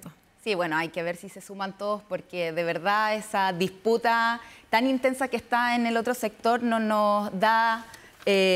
nos proyecta ningún tipo de unidad. Ni siquiera se ha referido la candidata Matei sobre el apoyo en segunda vuelta. Sí, lo que nosotros vamos a hacer es efectivamente lo que Janet nos ha pedido. Nosotros sabemos que no solamente con los convencidos de este sector político, con los ciudadanos y ciudadanas que quieren cambios y que creen en su candidatura, vamos a lograr ser exitosos. Lo que tenemos que salir es a buscar a quienes piensan distinto. Y quienes piensan distintos muchas veces están defraudados, desconfiando de la política. No solamente de nuestra candidatura, probablemente de todas las candidaturas. Vamos a salir a buscarlos a ellos, vamos a conversar con esas personas. En cada comuna, en cada barrio. ¿Los tienen identificado? ¿Dónde están? ¿Qué edad tienen? El perfil es bien variado. Ustedes saben que quienes están hoy día entre las personas que están dudando de por qué candidatura votar, o quienes están también diciendo que no quieren participar, son muchos, son variados, pero lo que tenemos que hacer es buscarlos, es escucharlos, porque esta candidatura no solamente quiere proponer, sino también escuchar. Y ahí yo creo que la candidata y nuestra propuesta da certezas de que eso es lo que necesita Chile. Muchas veces vemos estas disputas en el mismo Congreso o los escuchamos en los debates. Cuando la política se transforma en el que gana es el que grita más fuerte o el que dice la cosa más atroz, yo creo que perdemos la esperanza en esos vecinos y vecinas que quieren cambios graduales, pero que quieren mejorar su calidad de vida. En el segundito que queda, algunos plantean que la candidatura de Jara tiene el problema de ser vista como continuidad de un gobierno que está en torno al 30, 32, 35% de aprobación. Es la candidata de continuidad, que duda cabe, pero ¿cuánto se va a abrazar a la continuidad y a la obra de este gobierno que está en los últimos meses? Yo creo que en eso hay que mirar en perspectiva. Yo creo que los gobiernos siempre se evalúan en su contexto. El contexto en el que inició el gobierno del presidente Gabriel Boric es muy distinto al contexto que tenemos hoy día. Y los desafíos son muy distintos. Nosotros vamos a tener desafíos, como yo te decía, de generar una hoja de ruta del crecimiento económico, de entregar mayor posibilidades de seguridad barrial, de ver cómo podemos aportar a esta deuda de la salud pública, de la vivienda. Por tanto, nosotros vamos a continuar con aquellas mejoras que se traducen en buena calidad de vida para las personas, y vamos a mejorar y a incorporar lo que nos haga falta. Nicole Cardot, encargada territorial del comando de Janet Jara, muchas gracias por estar. Muchas gracias a ustedes. Muchísimas gracias, que estén muy bien. Nosotros nos despedimos, seguimos atentos a todo lo que va ocurriendo y las transmisiones en todas nuestras plataformas. de lo que estamos estamos con ojos puestos y todo el equipo desplegado en la región de O'Higgins, en la mina del Teniente específicamente. Exactamente, donde falta todavía, ¿cierto?, el hallazgo de uno de los mineros que están todavía atrapados en la mina del Teniente. Seguimos con informaciones, que tengan un muy buen domingo. Muchas gracias.